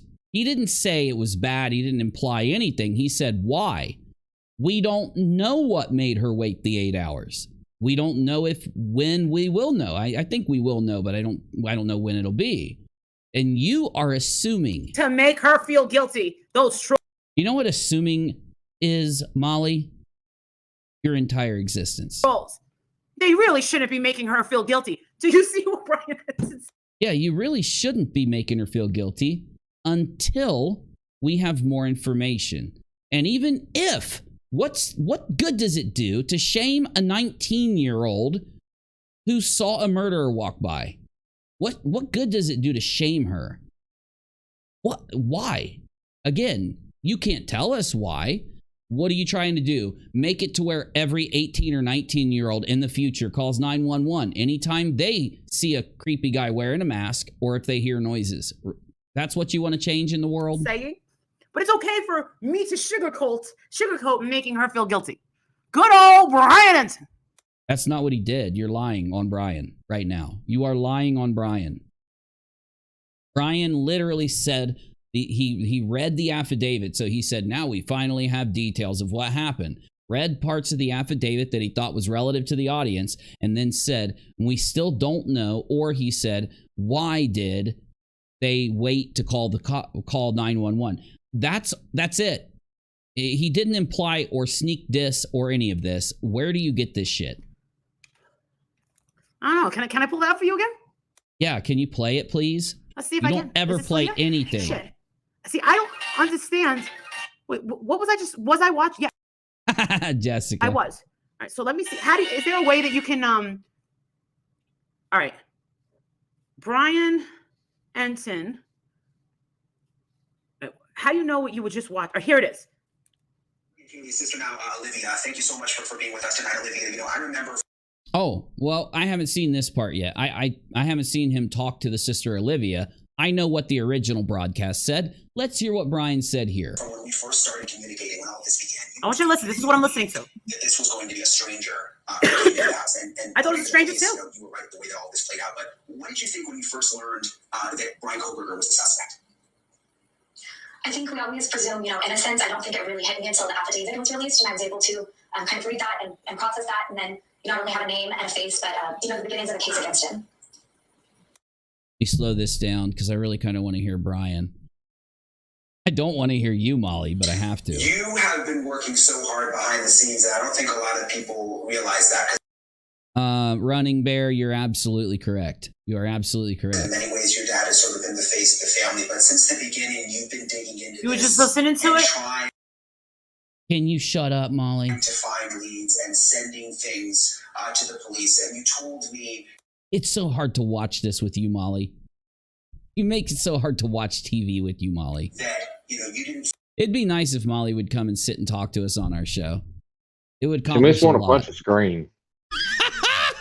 It would accomplish a lot, though, if she would come talk to us. Because, we could straighten some man. stuff out for her.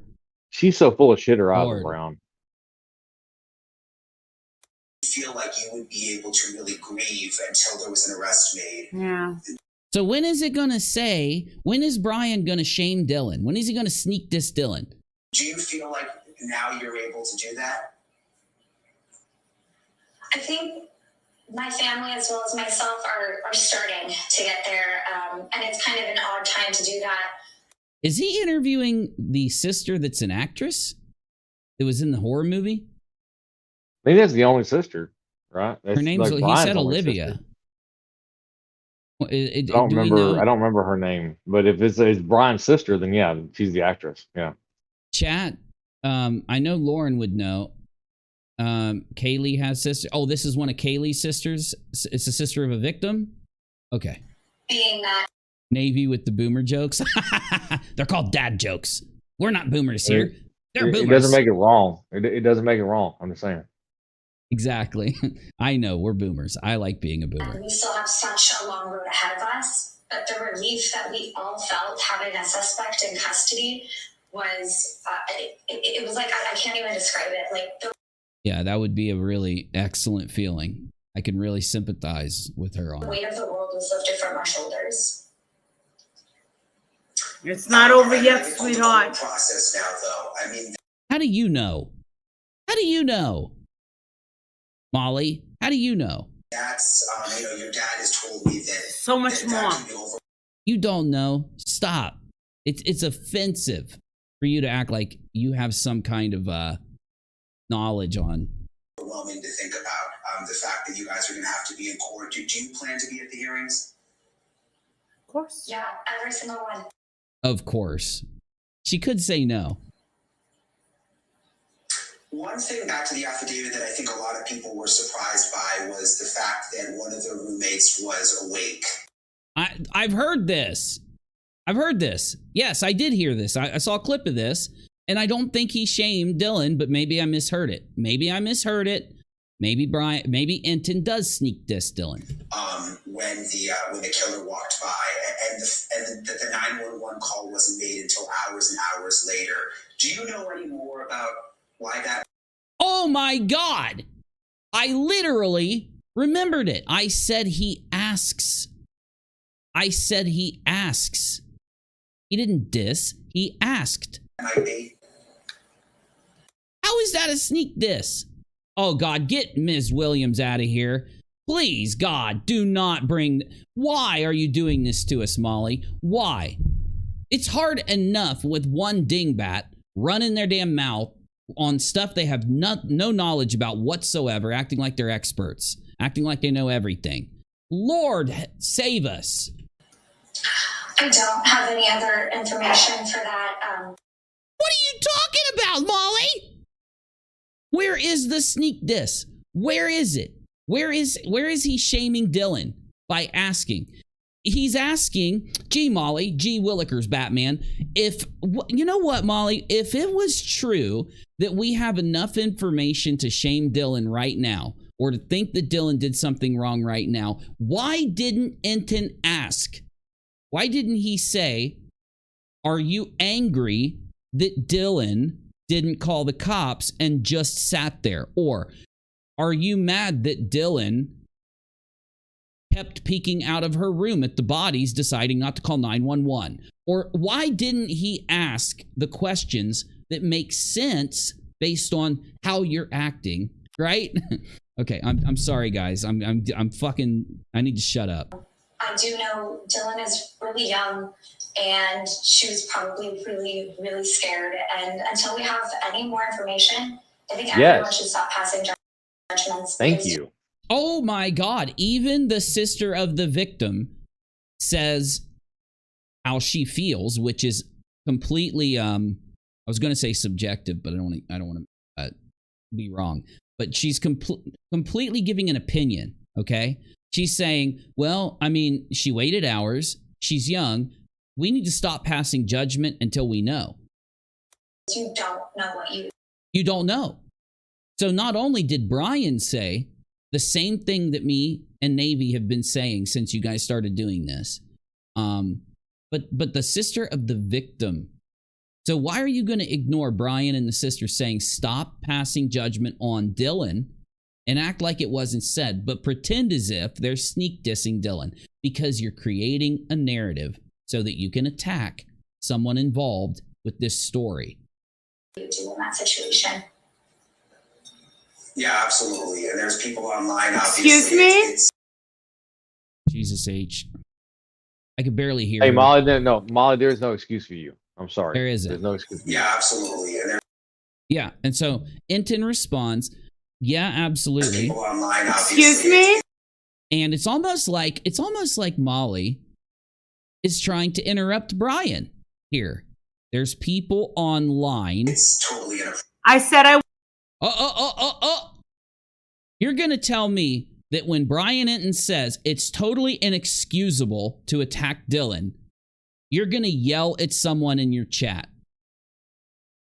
You're going to yell at someone in the chat and try to interrupt Inton saying that it is inexcusable to attack Dylan.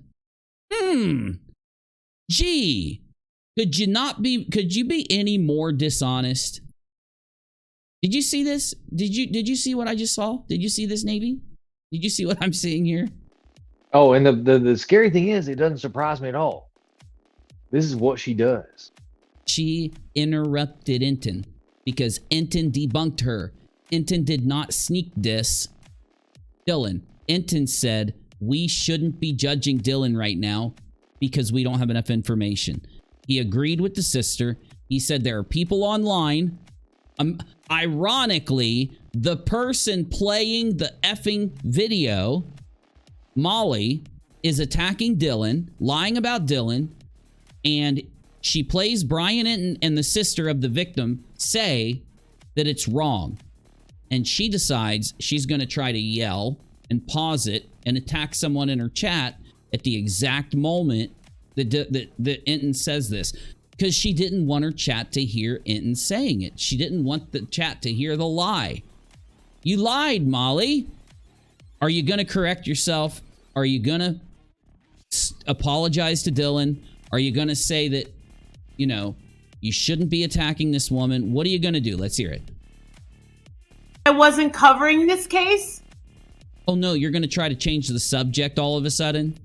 I'm commenting about it now. If you don't like it, you can exit this way. Bye. No, you literally said you weren't going to cover this case, Molly. You said there was no reason to because they already caught the guy. Are you going to now play what... Are you going to respond to Brian Inton debunking you, Molly? Bye-bye. Just got debunked. Hello, Miss Williams. You just got exposed as a liar in front of your audience, and you're going to change the subject. You're going to bring in this goofball. You're someone that has been covering this case. You're a goofball that's been lying about this case. Listen, I'm going to tell you right now. What are you going to tell me right now? What are you going to tell me right now, goofball? I think I'm with you. Girl, let me just collect myself because it's late. It's late. It doesn't matter. It doesn't Why didn't matter you how much before you came on panel. Yeah, it doesn't matter how much rest you get. It doesn't matter how much damn rest you get. It doesn't matter how late it is or how early it is. Here, let me tell you, this bullshit girl hiding in the bedroom. Okay, so now all of a sudden, Molly and Miss Williams, I'm just going to say Goofball. Molly and Goofball hear Brian Enton, and they hear the victim's sister say that Dylan didn't do anything wrong, or at least we don't know that Dylan did anything wrong, and we can't pass judgment. It's inappropriate. Molly starts screaming over Brian Enton so that the audience doesn't hear what Brian's saying when he says people online are attacking Dylan and it's inexcusable. Okay? Do you think Goofball didn't hear Brian Enton? Do you think Goofball just didn't notice? Goofball heard Enton tell people not to attack Dylan. And Goofball comes in and lies. We have no information to say that she hid in the bedroom. None. She could have been sleeping. She could have been in shock. She could have anything. We have no information. And then starts to curse Dylan and attack Dylan. Why is Goofball, Molly, and Betty all assuming something that's not true, that there's no information to back up, at the same time, live in front of their audience? Because it's their shtick. This is their grift. This is the game. I said it months ago. Months ago, I told you they had to make a victim or a friend or family member of the victim a bad guy. They're doing it in front of you. We just got something dropped in Obama General I think is very interesting. It's the clip where Molly basically calls Brian Enton a bully. And so I don't know if you want to hold it over for the next stream or if you want to watch it now. I'm just waiting on a phone call or text message right now to find out what I got here. So let me actually see what's up and how much time I have. So we got time, but when I do find out I gotta go, it'll be pretty sudden. Though, chat, stream, when we go offline, whenever it happens, grab you a pancake, get you a smoke, maybe some Sprite. I don't know. I don't know what you do. Whatever you like, get some whiskey, rum and Coke. I don't know what you're doing. Have a nice, relaxing second or two. Maybe catch up on the rest of the internet, see what people are up to, because we will be back tonight. Uh-oh, my phone just went off. We will be back tonight. We will be continuing the stream. We're just going to have a break so that I can do dad stuff and get my dad stuff done, and we'll be right back to continue what we're doing. I'll let you know. I'll keep you updated, though. Let's see what this is. Hashtag fake kids. Why is... I was like, bullied? What do you mean she's being bullied? Oh, so no one's allowed to ask? That was my thought. I was like, so no one's allowed to ask why it took so long? It's because it's Friday, you know, it's a weekend, so. Because Brian Enton said yesterday. Do you get what I said? Mm-hmm. Brian Enton said, oh, people on social media, oh, they're getting on her because she didn't call for 911 for all those hours. Oh, we get it. She's young, blah, blah, blah. And I got offended. Remember? This is from the stream. This is just later on because there's Goofball. Yeah. And I bet you that's Betty. I bet you that's Betty. That's Goofball. McGee. Yeah. Yep, Goofball McGee. Mallory, yesterday I said, you know what? Brian Enton's actually pissing me off with this. I said, he's enticing the public. He's inciting social media to get the ball rolling to ask questions. And now... How? If that's true, we need to go back into well, we do. Actually, we did already.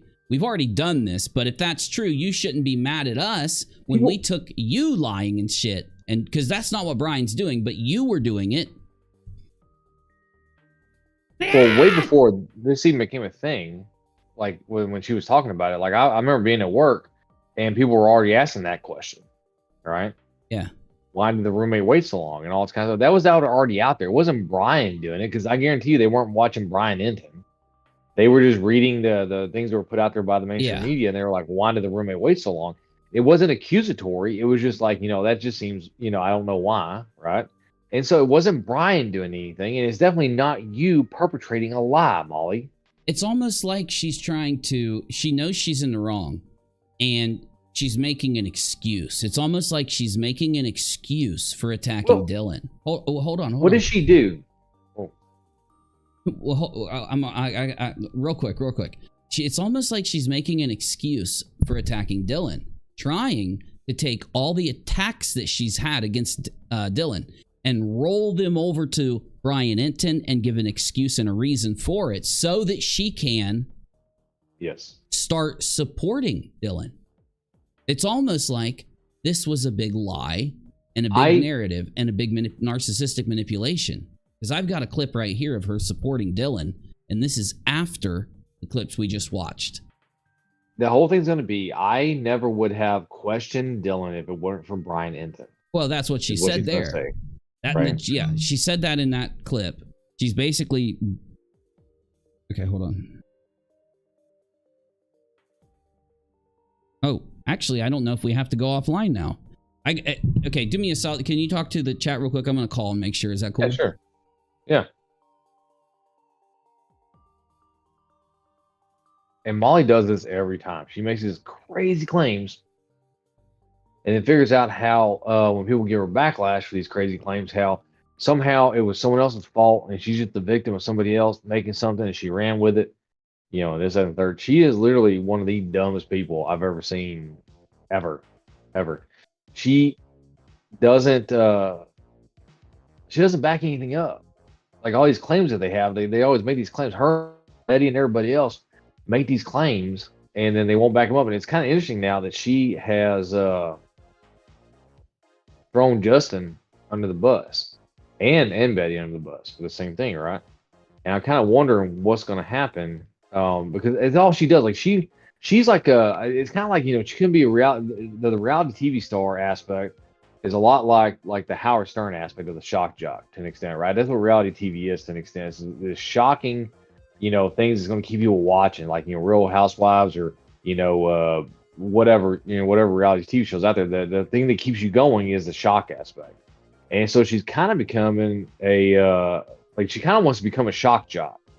And so she's going to make the wildest ass claims. She's going to make the wildest shit possible. And when she gets called out for it, right, when she gets called out for saying these things, she is literally going to find the closest person possible to blame for it. Or when people don't back her up, she's going to, like, you know, they're just not strong enough. They're just not this, that, and third. And it's absolute craziness. But because she knows she's wrong. She can't even research anything. She's just nitpicking stuff and then, like, throwing together some crazy idea on how to get the audience to follow. That's it. No, you know, Sunshine State, you're right. As long as people keep feeding into this, they keep feeding her and giving her money and all this kind of stuff, she's going to keep doing it. And the thing is, she's going to get worse, right? She's going to get worse because when these laws start coming down that prevent her from doing what she used to do, and her and Betty and everybody else, she is going to have to get, you know, damn near flat earth on some of these conspiracy theories because it's just going to be some shit she's pulling out of her ass. And so there's no way that, you know, it's ever going to continue. She's either the channel's going to go away, or she's going to get so crazy that it'll just eat away at everything, and no one's going to watch her. Yeah, definitely. So let's hear. Molly's the next flat earther. She's going to be the next flat earther. You know, I don't think she'll go away until she's banned. I do think she will get banned. It'll be like Low Tier God. So when Low Tier God, another YouTuber, started to dox people behind the scenes for a long time, he never got in trouble. And then for a good, I want to say 6 months, he started to dox people live because he got angry. And the people that he doxed collected all the clips, got a hold of Team YouTube. It took like 8 months, like 8 months or something to get him banned. But those clips never went away. And while Team YouTube went through all their cases, got a hold of Low Tier God's case, went and looked at everything, and finally banned him, 8 months later, he got banned from YouTube. YouTube sent over to Twitch and Twitter, and he got banned from everywhere. Because he was literally just doing exactly what Betty, Molly, and 3 or 4 other people that I won't name, but what they've done is what got Low Tier God banned. So I think Betty will get banned no matter what she does. It's just going to take time, as long as we all keep doing what we do. And then I think in the interim, depending on how much access she has in manipulating true crime, she'll keep doing it, or she'll just find something else. She'll take her tactic because it works, and she'll roll it over to another topic if she has to. She'll go to our victims. She'll go into some like other community. Wherever she's got to go, she'll do it. So we just saw an entire stream of Molly with clips that I'd pulled thanks to Cherie, Rachel, and others, and myself. We saw her attack Dylan viciously for many. I could sit here for 8 hours and play her attacking Dylan, and I'm not exaggerating. Then you've even seen the audience. Nick sent in clips showing more of the attacks against Dylan. Once she realized that she was in the wrong and that her audience was turning on her, she tried to put it on Brian Enton, the reporter. Okay? And then she did this. So after blaming Brian Enton for the reason she attacked Dylan, she went back online and she said this. Okay, we actually discussed this, but in a 4-hour video. And we discussed Dylan, the 911 Dylan 911, but it had to be condensed. So I'm just going to redo what we said. This is 3 parts that I'm going to hit on. And hopefully you can follow along, because this is just 3 parts real quick. All 3 has to do with 3 parts of Dylan. And this is very important, what I'm going to say. Number 1. Weird, right? Isn't this? I'm already getting some weird vibes, Navy. I'm starting to get some really weird vibes. I'm just hearing that backstepping sound, like that toe tapping backstepping sound coming up. I think I'm hearing like she's kind of moonwalking. Just beat it, and it's like almost like she's moonwalking off the stage. It has to do with Brian Enton. 3 nights ago, he was speaking to Kayla Consalvez's sister, and he brought up Dylan and the media. Not the media. He actually brought up social media, saying, "Oh, you know, the social media has to go a little easier on Dylan, and she's young, and the 8 hours, and how she didn't call 911 in 8 hours. It's Brian didn't say she was young. The victim's sister did. And they said one sentence in a very neutral way. Nothing was cited. It wasn't cited. It's this, and they're going so hard on her, and blah, blah, blah, blah, blah. They didn't go hard on her. You're lying. I'm going to correct your lies. We're not going to let you We do this literally just anymore. heard you play it, Molly. Jesus. You just played it and viciously interrupted it when Brian literally did the opposite of what you're saying he did. You paused it when Brian said he said that people online, Molly Golightly and all of her little lie crime buddies, you paused it and tried to stop your audience from hearing him say that the people online shouldn't be judging Dylan. Blah, blah, blah. I feel like he opened the floodgates. I need to take that clip where she's going blah, blah, blah, blah, blah, blah, blah, blah, blah, blah, blah, blah, blah. I'm going to make that a donation sound. I will do this soon. To having the... Oh, damn it. Speaking of donation sounds, hey guys, you know you can support me by liking, subscribing, and I got a PayPal link. Just saying, really helps. Just sharing it. That's all. It's optional here. All it does is support my show. Public. I might get a pizza. And all their... I'm just kidding. I probably won't, but I'm just making stuff up. Questions. I mean, a lot of people are on... I think people are just... They've had it. They're not getting the answers they want quick as they're besides themselves. You do not deserve these answers. You are not entitled to these answers right now. You are entitled to these answers when it fits the prosecution's timeline. You want to keep talking about how Brian, the bad guy, not Enton, Brian, the murmurer, might get away, and they got to do their case right, and yada yada. But then you sit and make insane demands through every investigation, before every trial, and sometimes even during trials. So why did her... Hold on, I can't focus. Why are your eyes going crossed? Molly, why are your eyes going cross while you're getting mad at Brian Enton? Your eye literally is crossing right now. Did something break? Did you pop a vessel? Navy, I'm not making this up. Her eyes are crossed right now. Straight up. That's that's the last brain cell trying to escape. Okay, we need a slow motion of the eye crossing because I have no clue what just happened here. 146 is when the eye cross happens. Let's go back to 143 and see when. And no, it's still crossed. It happened before 143. So this is like a multiple second eye cross. Here we go. Her eyes are not crossed here. Let's zoom in and find out exactly when the eye crossing happens. Here we go. This is important stuff, Molly. Okay, notice that both eyes are naturally looking at their target. They've had... Okay, hold up. We got to go slower. This is not going to work. We need 0.25. You know, her eyes are looking normal there, too. They're not... There it is. There it is. It was at 141. Her eye started to cross. Well, apparently... From what I'm seeing in the live chat, she does have a lazy eye, which mimics her ability to research. So, oh, she really does have a lazy eye? There's no way.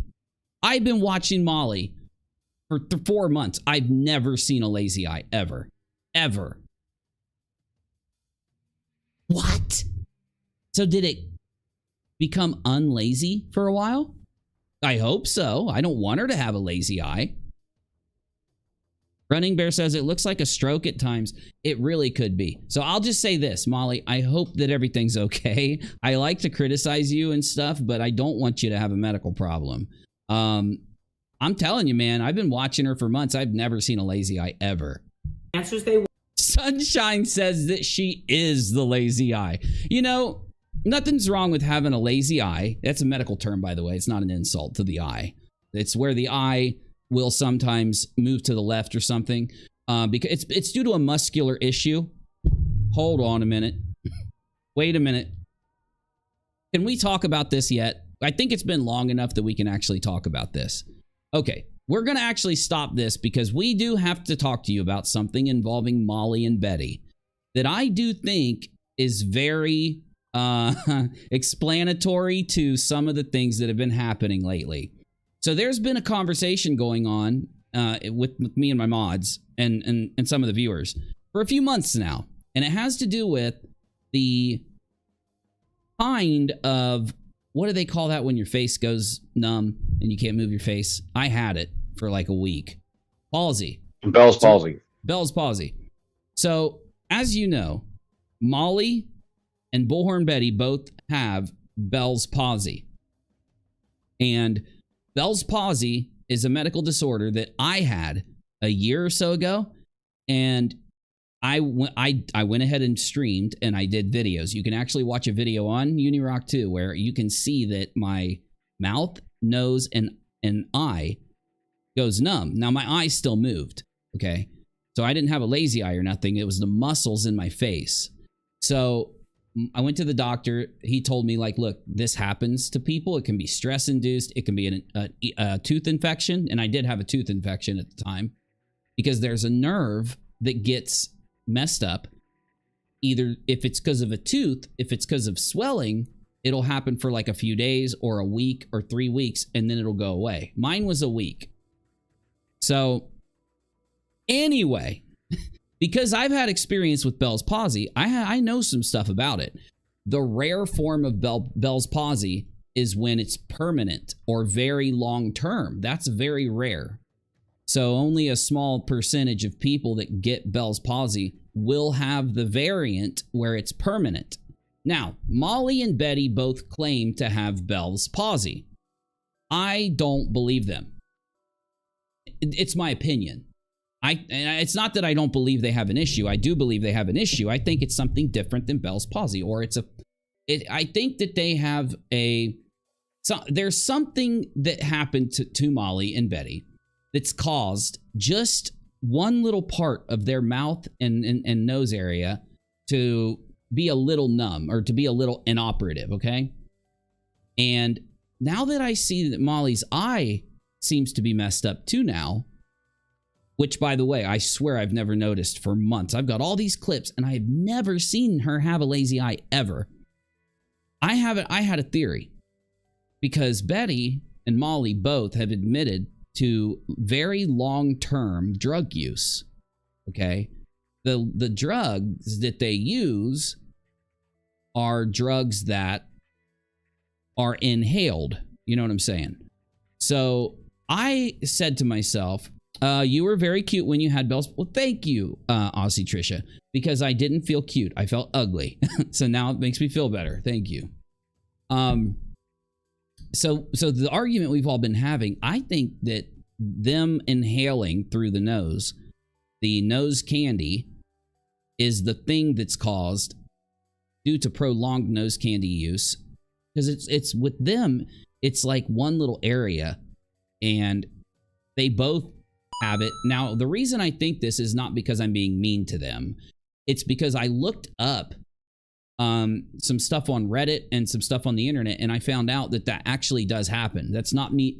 I read that people that prolong nose candy usually choose one side of their nose to do it every time. And they can literally have a hole that'll go through the top of their nose into their mouth from where, like, if they lose a tooth or something. You know what I'm talking about? Yeah, I've heard this before. It's called Bell's Cokie.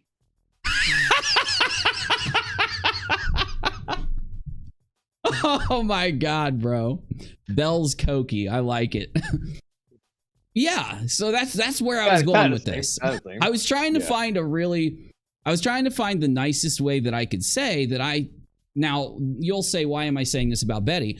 Because Betty has clips out there where she admits to it, but she also has a record where she admits to having long-term nose candy abuse and addiction. So now they probably think I'm going to use this against them. I'm not at all going to use it against them. I think that both of them should go into very extensive long-term treatment for this, because I say this to anybody that has an issue either with illegal street drugs or has an issue with addiction. I think it's serious, and I think that it's something, because they have both talked about it. If they were keeping it secret, I wouldn't even say this to you, but because both of them have come out stating that they have this very specific and strange form of Bell's palsy, and both of them have admitted that they have this nose candy prolonged addiction and usage. Yeah, I do think that they should be encouraged to get help. Now, if they did do that, I think it would cause them not to have as many crazy clips, crazy e-begging situations. I don't think they would treat their stories as angrily and as insane as they do, because even if, let's say, you're the nicest person in the world when you are having fun, when you aren't having fun, or when you take a break from having fun, it will cause violent mood swings. It will cause, regardless of anyone's argument, because some people can literally do anything they want and never have a bad result, according to them. You'll find this on Reddit too. People that have been using drugs since they were teenagers, and they'll say that, you know, they can go without them for a month and it doesn't affect them, and they can use them for a month and it does. And there's a name for people like that. I don't go into addiction too much on the show, but anyway, my whole point is, I would really hope they both would consider getting treatment, long-term like monthly or weekly treatment, and I would hope that it would be something they would do the rest of their life, because they obviously it's not working for them. This little game isn't working, and it's probably, if I had to guess how much of the problems that we criticize are enhanced, are multiplied by their nose candy issues, I would say it's probably 90 to 98% of them would go away if they could get it under control, because both of them need to change. That's just a truth. That's where we're at. So that's why I thought I didn't know Molly had a lazy eye, number one. And I apologize to Molly for being surprised by seeing her eyes crossed. I apologize, Molly. And but when I thought she didn't have a lazy eye and I saw her eyes cross for a minute while she was yelling, I thought it'd be funny to make a joke about it. It's not. Now that I know she has a lazy eye, it's not funny to make fun of it. So I'm going to not do it and apologize to her. See, when I'm wrong, I can admit it, Molly. Because they're besides themselves, questioning themselves why this 18-year-old girl, any other girl, did not Yeah, I don't even see it now. I can't even see it. I swear to God, you guys are wrong. I swear she doesn't have a lazy eye, and it only comes and goes rarely. I swear that's what's happening here, because... well, the glasses can help. The glasses can help with it, so... Oh, that's true. That is true. Our top says, see my last comment. I'm trying to find it, buddy. See my comment in general. Okay. It could possibly be Molly has lazy eye. In mild cases, one eye could be stuck in one side for a short time. When I had it as a child, I had a severe case where one eye would move until the other one was covered. Yeah, and that's why I apologized to our top for trying to make a joke about it, you know. So when I was watching her do it, of course, me being a live stream comedian, I thought it was something rare that she was doing on purpose, you know. Like, I thought she was like trying to make a really mean face and doing it on purpose, and I was going to make fun of her for it. Of course, I would never make fun of anyone for having a medical condition. I have many, you know. Completely get it. I understand. I walk funny. So my medical condition is witnessed by other people all the time.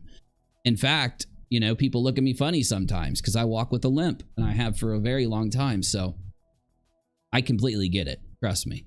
And I would never want to make fun of someone for a medical condition. Sometimes, though, as comedians, we might make a mistake not knowing someone has one and make a joke, and got to apologize when you do that. And I did. So call 911 because it's not like she's a child. And then, of course, we have to take in the fact that... Yeah, I don't see it anymore, so... And I didn't even know that, our top, so I'll have to look into it. You know, I'll read about it. I've never in my life read about a lazy eye or anything like that, so I know they exist, I just don't know anything about it. I'll make sure I read about it, you know. And one thing I want to say right here, you know, outside of the lazy eye thing, when she's like, well, she's not a child. No, she is a child. Yeah. She is a child. She is, I'm sorry, but this aspect of like you passing the age of 18, now all of a sudden you're automatically an adult is absolute horse shit. Everyone knows it to be true. Yeah. And so she is still a child. She's still a baby, right? She has no life experience. Yeah. I could look at an 18-year-old, 19-year-old at college and treat them as an adult when it comes to many things. But I'm not going to when it comes to experience on living on their own, right? There are still things until we're, you know, later on in life, you know, that's why you will see people referring to an adult as a kid or as a child. It's not an insult or anything. It's someone literally commenting on their life experience. And this you're right about this situation. You know, well, and the thing is, like, so being in the military, you know this as well as I do, right? Like, I joined and I was still a child. I was 19 when I joined the military, right? The kids I have nowadays, and then they know I call them kids, even though they're very good at their jobs and they're very good at like some very high level stuff that they're doing. When it comes to life experience, though, they're still come to me and being like, well, you know, I did this, and I'm like, that was not smart. You need to do this. And they're like, well, how do you know? I was like, because one time I was in your position and I screwed up, right? And because I didn't know better. I was 22, I think. Maybe I was 21. I might have been 22 when I went into the military, right? And I had, you know, from like 18 until then of living on my own or whatever and paying bills and working in a career and everything, right? And I go in and it to me, it was when I got to my unit, I experienced all that. It was a big change. It was like you get hit all at once. And it's a combination of living in this place and then being expected to do this daily routine. And it's so different. It's that change. It's a change of daily routine. So college is very similar because I went to college, but my job sent me to college. They paid for it and I had to go to work till 2, go to college until like 8 p.m. on like 3 days a week. So I didn't experience what Dylan experienced where you actually go to the dorm and you live there. But I could imagine how it would be a very similar living or a change. It would be an experience just like when I went from basic to my unit, because that's when you actually are on your own. You could wake up and choose not to go to college. You could wake up and choose not to report for duty or something once you get to your unit. They're not going to force you like in basic and shit. So it's like you are on your own, and then the time you spend is what builds that life experience. I still have a hard time even seeing an 18-year-old. I have a very easy time seeing Dylan in shock or and being scared, hiding in that room.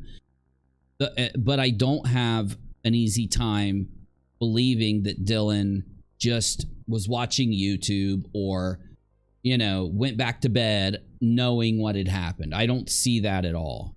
You know what I'm saying? So at some point, Dylan would have opened the window. If Dylan was frozen in fear, didn't want to leave the room, there's a million things. Dylan could have texted somebody or whatever. These are the reasons why I still think Dylan didn't know. Or if she did know and did realize that there's a very, someone was talking about in the live chat earlier, like there's a very aspect that like the adrenaline got to her, her survival instinct kicked in, and it was so much that when the adrenaline dropped, she passed out. Right? Oh no, that's absolutely a form of shock.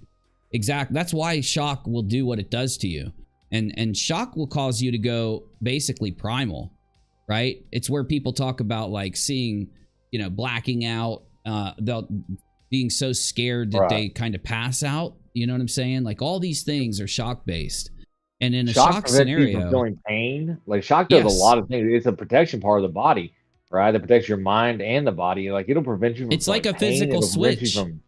Yeah. So the thing is, if someone is in shock, and they're like, shock can cause a person who, if you're like, let's say you're walking through the woods, and you're with like 3 people, or you're with like 4 people, and then a tree falls over, knocks you to the ground, you're not hurt at all, and then kills the other 3 people. Shock could cause you to faint in fear and then just lay there like in a daze for hours or for days. Like shock can do the craziest shit to people. So, you know, I know that's extreme. There's just so many things to... Is she wearing a top hat? See, this is why I can't ever finish a thought when Molly's on the screen. She's wearing a top hat. That is a top hat. You know, she must have been... Oh, she put a top hat on her Christmas tree, and every once in a while it looks like she's wearing it. Okay, she must have did that on purpose. You know, she's too young. She's a lot... But he did okay. I do have to say one thing about Molly. Molly, whatever you're doing, you look healthier. Okay? I feel bad now about making a joke about your eye. And I'm going to be honest. I do think you're looking healthier. She is, though. I just want to tell Molly, remember when you talk about this young girl, right? She doesn't have your life experience. She hasn't stolen from a stripper. She hasn't gotten pulled over by the cops, turned down for, you know, reality TV. She doesn't have your life experience, darling. So it's very possible that you're misjudging her. Yeah. Yeah. No, I don't feel bad. I don't feel bad because, again, I wasn't being insulting anyway, so. Up in the floodgates, I did not know that people were harassing her, not just because... Remember, she's moonwalking backwards right now. This is 1978, back when Michael Jackson first pulled out the moonwalk. That is how far back she's walking here. You know, lots of tweets and TikTokers saying, oh, you didn't call in time. You didn't call in time. Yeah, those are dummies. That's what you call a dummy. Like someone that would have that kind of take. You look at this scene, and instead of being focused on things you should be focused on, you're worried about, you know, an innocent person and these details. I just don't get it. They were saying that she was a boy. She was saying that she... Okay, let me give it to you how it is, because I do have to leave for a few minutes, in fact. I just don't have to rush it, but I got to do it soon. So we're going to do 15 minutes before I leave, okay? And Molly is walking this back. What she's doing is lying. She is acting as if she didn't just spend almost 24 hours viciously attacking Dylan. And just so you all witness it with your own eyes, the moment she changed from attacking Dylan to defending Dylan... By the way, while she was defending Dylan, she was still attacking Dylan. She tried to place the blame on Brian Enton for her questioning Dylan, okay? In reality, Brian had nothing to do with it. And a lot of lying. She had to lie when she was attacking Dylan. She had to lie when she blamed it on Enton. And she's lying here because she's not being honest. She should be doing what I just did with me commenting on her eye. I apologized, admitted I was wrong, and told you all I didn't hide it. I didn't just move on. That's what she needs to do. Instead of using Brian as a scapegoat, she should have just stopped, told everybody why she changed her mind, and then said, I'm sorry, Dylan. I shouldn't have done that. That's all. All of this performative BS is what causes people to be against her. And she does need people to call this out, because unfortunately, whether it's fake or whether it's real, people in her live chat are buying her BS. They're literally lying with her. There are people that have witnessed Molly attack Dylan for those 24 hours, and they're watching her not attack Dylan right now, and they're typing in, and you can see these accounts doing this in real time. They're typing in, oh no, Molly, yeah, you didn't do that. Oh, Molly, you were the best.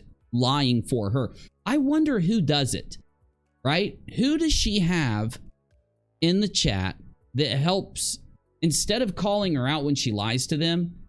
Is it someone in a Discord server? Like, is it one of her like friends? She asked one of her family members to do it. Who does she help? Who does she have in her chat helping her push her lies? Because any normal person would be saying, well, then why did you attack her for 24 hours, right? She was male, blah, blah. I had no idea that that was going. That's uncalled for. Come on, guys. You can't attack her physical appearance just because you're angry. And wow. Wow. What is happening? What is going on? Are we in opposite land? Has Molly not heard Molly? Oh, Jesus Christ. How does a person... See, what? It makes me wonder if she remembers the last 24 hours. And does she remember putting it on Brian Inton? And that's why I think it's valid to be able to bring up the substance abuse in this story. I rarely ever do it. We only brought it up in the Hufflepeg story and now in this story.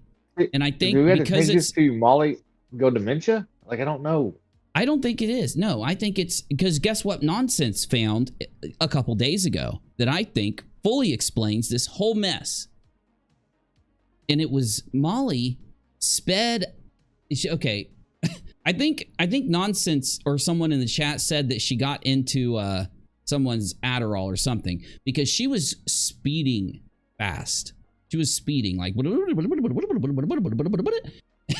and in the middle of this, she talks about how she needs Xanax. So I'm thinking it has to do with all of that. I'm thinking that's what's up. Like, she doesn't remember. Now, Xanax has a very severe effect on memory. Like, if you ever know anything about it, I know because I was prescribed it when I got out of Iraq for a few years. And I stopped taking it for these very reasons. Some people have a lesser effect. It'll affect their memory less. But some people will take it and literally forget anything. They'll literally forget weeks or days or months, depending on how long they take it. And if Molly wouldn't have brought it up a day or two ago, probably wouldn't be saying it now. But I do think there's a reason she brought it up. And I think that it could explain why she forgets entire days of commentary.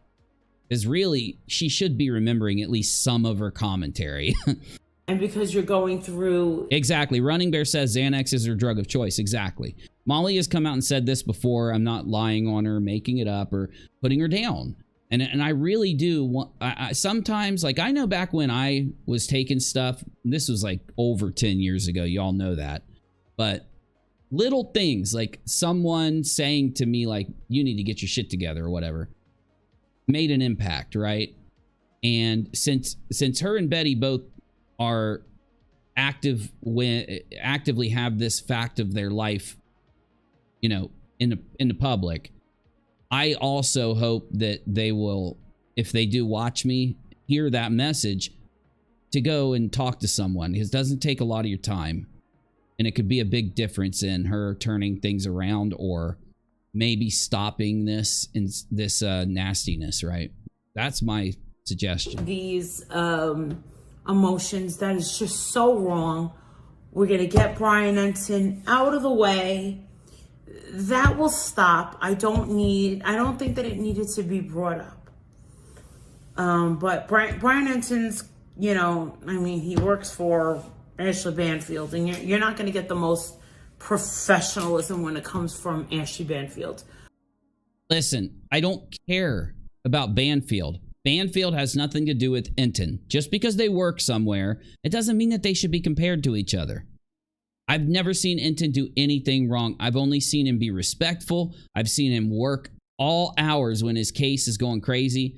I've seen him correct himself several times, provide additional information, additional context when he's wrong. I don't, this is messed up, Molly. This is slanderous towards Enton's job. So please stop. We know the history of Ashley Banfield. We'll leave it at that. And it really, Brian. Yeah, but that says nothing about Enton. You're literally bringing up Brian and then taking Banfield and saying Brian's bad. It doesn't work. It's not working. It's not working. Enton's just trying to do his job. Number two. Okay, number one was confusing and it was too long and it had many different parts to it. Number one is very much crazy. I don't even know what to say. Number three is the most important. Okay, can you get to two? Number two is Thank you. When you are dealing with the public and Are these real? Do you have a real 1, 2, and 3, or are you just making this up as you go? A public that is dealing with one of the most shocking, tragic, and it's moving a little slow, you're going to get a lot of questions and you're getting a lot of people on edge. I happen to be doing true crime for about 5 years. No, you haven't. You've been doing reality TV-esque drama labeled as true crime. And I am a drama. True crime drama, fake true crime drama, or what we call trauma. very controversial, very inquisitive, That was too good, bruh. very That's too good. emotional true crime. Kathy says, I got to send you a clip. I need some advice. It's not about these idiots. It's worse. Put it into the general room of Discord, Kathy, and I'll get to it, okay? We can look at it on a stream. Commentary channel. I tend to break down into tears a lot of times when I am talking about these cases, because honestly, I really do care. And I think you care about the victims to some extent, but I think you just don't. I'll disagree. I think she lives in a sheltered dream world where her actions don't matter and what she does doesn't matter. Like Betty. I don't think she cares at all. I honestly don't think she cares. I think what she does is that she mimics it or something, or she pretends that she cares, right? But it's the pretend is in what happens once again, reality TV, right? She wanted to be a reality TV star. That was her gig, right? That was her thing. And so when they feign caring on reality TV about some situation that's happening, it's always overblown and overly done. I mean, it's like soap operas and everything else.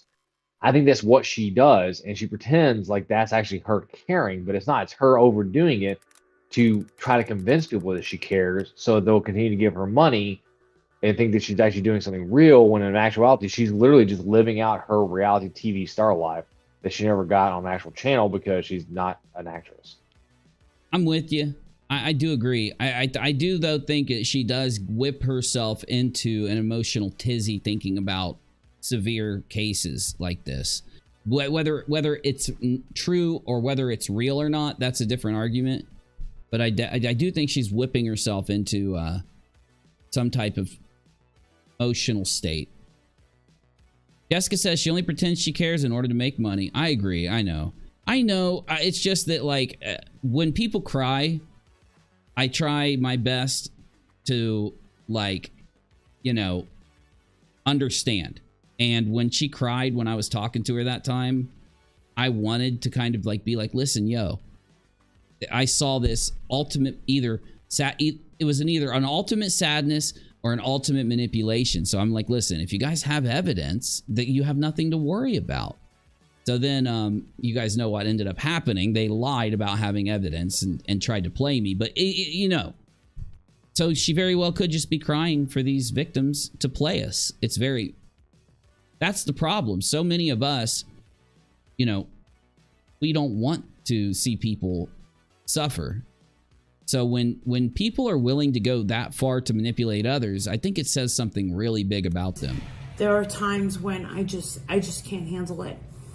And it does take an emotional toll on me. I do go to these scenes, and it does take a physical toll on my mental state.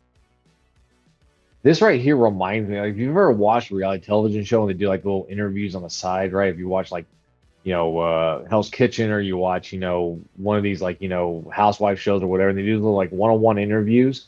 This is what this reminds me of, right? What she's doing right now, this little like, you know, this is the reason why I'm so upset about this and this and the third. It reminds me of those little like side interviews. Where they have them sit down like during Big Brother, and they're like they talk about a fight while they're playing little clips of the fight, and then all of a sudden and they're talking about like it's always one-on-one, right? And that's what kind of like, reminds me of. Dude's like, I punched him in the face, and then it goes to the dude, and he's like, yeah, he punched me in the face, and it really hurt. And he's like, yeah, and it hurt my hand to punch him. And they go back and forth between the participants. I know what you're talking about.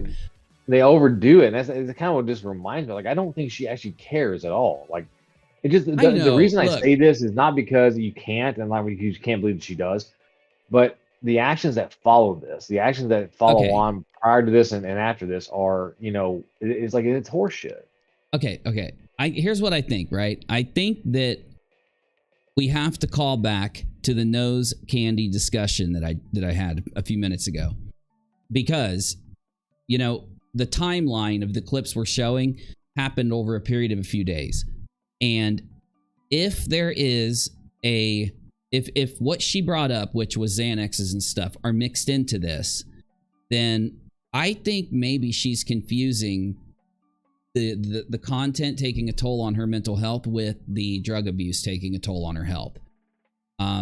Now, I don't want to bring up her drug abuse a lot on this show. I'm not going to. I'm bringing it up again because they brought it up. They mentioned it. If you know what happened during the meetup, her fan meetup, she owed somebody money for you know what, according to, you know, the internet. And the people that were there, they said that she owed the money. And when Molly found out, you know, she had to turn and go to a different venue to keep them away because they wanted to confront her and yada yada. And I made a statement of how if that is what happened, then she needs help, because it's starting, these situations that are created due to this are bleeding into her content. It's messing up with what she does, yada yada. Well, it's the same kind of scenario here. It's that maybe I'm gonna sneeze. I don't want to sneeze because I have really bad sneezes. maybe she did get really speedy, or maybe something made her speedy, and then she wanted the Xanaxes to calm herself down, and so she did it. And now as she's normalizing, it's having a toll on her mental health, because it does. Especially when you use different substances to go different places like that. But anyway, like I said, we won't be bringing up substances unless they do. And let's continue. State and my physical state. I tend to get very sick. Yeah, and every time you get sick, it coincides with you going super fast. Then you get really forgetful. Then you get really sick and you break down. I tend to want to help these families. I tend to want to... Well, you can't. You are not a therapist. And if you are a true crime YouTuber, you can't help the family by being a true crime. You have no services to provide. I don't know why you and Betty and these other people feel like you can, you know, you're using them for money. You know you are. What can you give them? What can you do for these people, man? Jesus H. Criminelli, I cannot believe Betty interviewed the family. My God. Betty, the opportunist, butt smacking. What did she call it? She always has this weird word. Slapping up the butt or whatever. Slap up the butt. Butt slapping, slap up the button. Neck choking, teeth punching Betty sitting down with this family, and now Molly's over here and she's jealous and she's angry at them. It makes me physically ill. I'm in my second home, Allerdale, Scotland. Isn't it beautiful here? What's really... Oh, I love when the ads pop up. I understand. The grifty bunch. Dun, dun, dun, dun. We need someone to edit the Brady Bunch thing. Molly's in the middle, and as it zooms out, it's got Justin, it's got Betty, it's got LB, it's got all of them. It's got Letitia. That would be freaking awesome. The grifty bunch. Where the public comes from, where they want to go on Twitter and TikTok, Snapchat, Instagram, and say, okay. Now I get talk. What do you think, Navy? What is your take here in this insane barrage of clips that we've witnessed from the last couple days? Well, I think we're seeing. I think we see a pattern that exists with her, and the way she handles these things is that I said this like a couple streams ago that whenever something like this happens, she's always quick to define sides, right? Like in the Bond case, it must be Dre's a bad person, and then Letitia's a good person, and so she defines these sides. And when it comes to cases that are not as well defined, like i.e. this case right here with Idaho 4, right? She will do her best to latch on to a female, whoever it is, and make them like the bad person so she can go out against them. And then when she gets enough backlash from even her own fans being like, you're wrong in this, like all this kind of stuff, then she will find someone else like Brian Enton or whoever to blame. Well, if he hadn't have said this, he opened the floodgates, right? Is what she said when he interviewed the sister of one of the victims. And you know, it's his fault that she was attacking Dylan and all this kind of stuff, because Brian said, you know, it's kind of like he didn't accuse her of anything. He just said, you know, what do you think? He was asking the sister, what do you think about this 8-hour time period? And the sister said exactly what you and I've been saying for weeks now, is that Dylan is a young woman who has no life experience, and who knows how she actually reacted to what was going on, what she actually heard, what she actually understood. And now Molly's trying to use Brian's question of that to justify her literally yelling and screaming that this person was not a victim, right? But that's the pattern, though. We see it all the time. Well, I want to address Sarah. She says, stop. Say that you have less proof she's going through enough. I like your show, but stop with the drug stuff. Well, listen, you know, they brought it up, and like I said, I'm not going to bring it up without them saying something. But I agree with you. It's just that at some point of me seeing them suffer through this cycle, I want desperately, I shouldn't, but I want to get them the message, even though I don't think it'll get to them, that they should get help. You are correct. It's not something I ever bring up. We've only brought it up in one other story because it was directly related. It was admitted, and there was proof and everything. In this story, there is proof. Now, like I said about the money thing, at the meetup, yeah, that was claimed by one side, but and it was in a video. They literally had a video of Molly and this girl together, and then like something happened, and later the girl comes out and says that Molly took the pills, or maybe Molly admitted she took them. I don't know. Look, I'm only referencing what was in her stuff. I just hope they get help for that, because when I went through it, I know that it affects you, and it causes you to act in a way that you can't blame it, because you're choosing to put it in you, and then you're choosing to have the effect of what it does to you, right? At any time, anyone doing it can choose not to, so they can't say, well, I act this way because of it. No, you act this way because you willingly and put it in you, and it's negligence to you when you take it, knowing this is going to come. I just want them to end that. You know, whether it makes them stop doing this or whether they keep doing the whole true crime grifting, I don't want this to be a part of it. I don't want it to be a part of anyone. It's as someone who has seen many of my friends die from overdosing or long-term use. You know, I've been sober for 10 plus years. It's like a lot of those memories are just a drifting kind of thought But it's the one thing I can legit say I feel sorry for them for having to go through, regardless of how mean and nasty and stuff that they are. You know. But it definitely isn't it's not a lie or anything, or I'm not being negligent with the information on their use. You know what I'm saying? Because I wouldn't want to be, you know? Okay. Where was I? Oh. So, real quick, with these clips, we've seen a narrative unfold. You got to see a very important, I think, even though it is entertaining in a cringy kind of funny way, and that's what we're here for, it still is necessary when you need to understand how a grift can happen. And I'm starting to understand that some people are so disconnected from the fact that they're grifting that they truly feel offended at the idea of them being a grifter.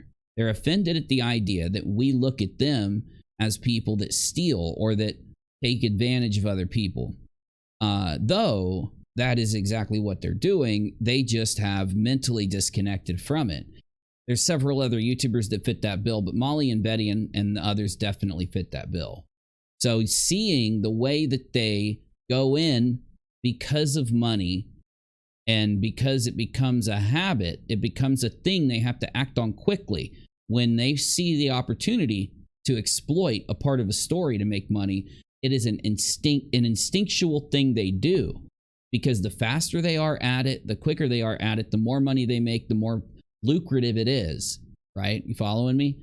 It becomes instinctual to them. And the more instinctual it is, the easier it is for them to subconsciously disconnect themselves from the grifting. And then it does take criticism when these types of patterns happen for people that want to do the right thing or maybe want to not do things to hurt other people. If they do internally want to change, they're not going to without accepting the criticism, the good criticism or constructive criticism that's out there. The majority of the criticism I give is typically going to be constructive. Even though you do have to wade through a few of my jokes to get to the constructive part, that's the point of the show. Because unlike some of these drama channels or something, which I am a drama channel, but I'm also criticizing, I'm providing commentary, and I'm providing comedy at the same time. So it's kind of disingenuous just to say we're about drama. We'll cover it, we'll witness it, we'll react to it. It's definitely not the foundation of our show. The foundation of our show is entertainment. And speaking of entertainment, I've got to go because I'm a dad. And I got to do dad things sometimes on the weekend. So I got to go do some driving. But I want to come back tonight. I can't tell you I'm going to. I can't promise you I'm going to because, again, I'm supposed to just go and run around a little bit. Hopefully I'm not, caught up for too long. If you're in my Discord server, I will be in and out of Discord when I can be for the next little bit of time. And I will update you guys on Twitter with whether I can go live again or not. And I will schedule the stream so that you'll know a little bit ahead of time if we're going live again tonight. So, I want to thank everybody. We had Lauren donate some gifted subs. I really appreciate that, Lauren. And we had someone do a donation on PayPal, $10 donation, and thank you very much for that. Some people resubbed and some super chats. You guys are really supportive and excellent, and I really appreciate you. And because you support me, I, of course, work on this content as much as I possibly can. I make it a work schedule just because you guys support me. Okay? That's why I try to do it all the time. Because you guys say you want it, you want me to do it. If you want me to do it, I'm going to do it. So if you want to keep us going, the best way is paypal.me/UNIRock. CASHAPP is $UNIRACHEL, and liking, subscribing, and watching, of course, is the best way. Make sure you're subbed to UNIRock too. We got a video out a couple days ago. We're going to have another one out. Would have been today, but my doctor appointment hit me harder than I thought it would be, so it's going to be tomorrow. But it's a really good one, and it does have to do with Betty and Molly and all of that. But you'll see some other topics in there too. So we got to start branching out, and we're going to branch out. We're going to start branching out by starting with the uploads, and then we'll move over. Navy, what do you got going on tonight, man? You doing anything? No, it's the start of my weekend, so I'm pretty chilled tonight. Thanks for having me on, as always. Well, we will have you on all the time. 1 second. Dang it. Hold on. And if you can, if you'll let the mods know that we're going to jump into general and just do an after stream and stuff and things. Yeah, I think we're good here. So it's been 1/13 of 2023. I forgot to do that earlier. We're ending at 9:41 p.m. for 3 hours and 30 minutes. So we got a hell of a live stream done. Sorry it went so long. You guys know I'm going to try to keep it under 2 hours going on. See what happens. Thank you. Really appreciate you. All right, I'm going to jump down, Navy.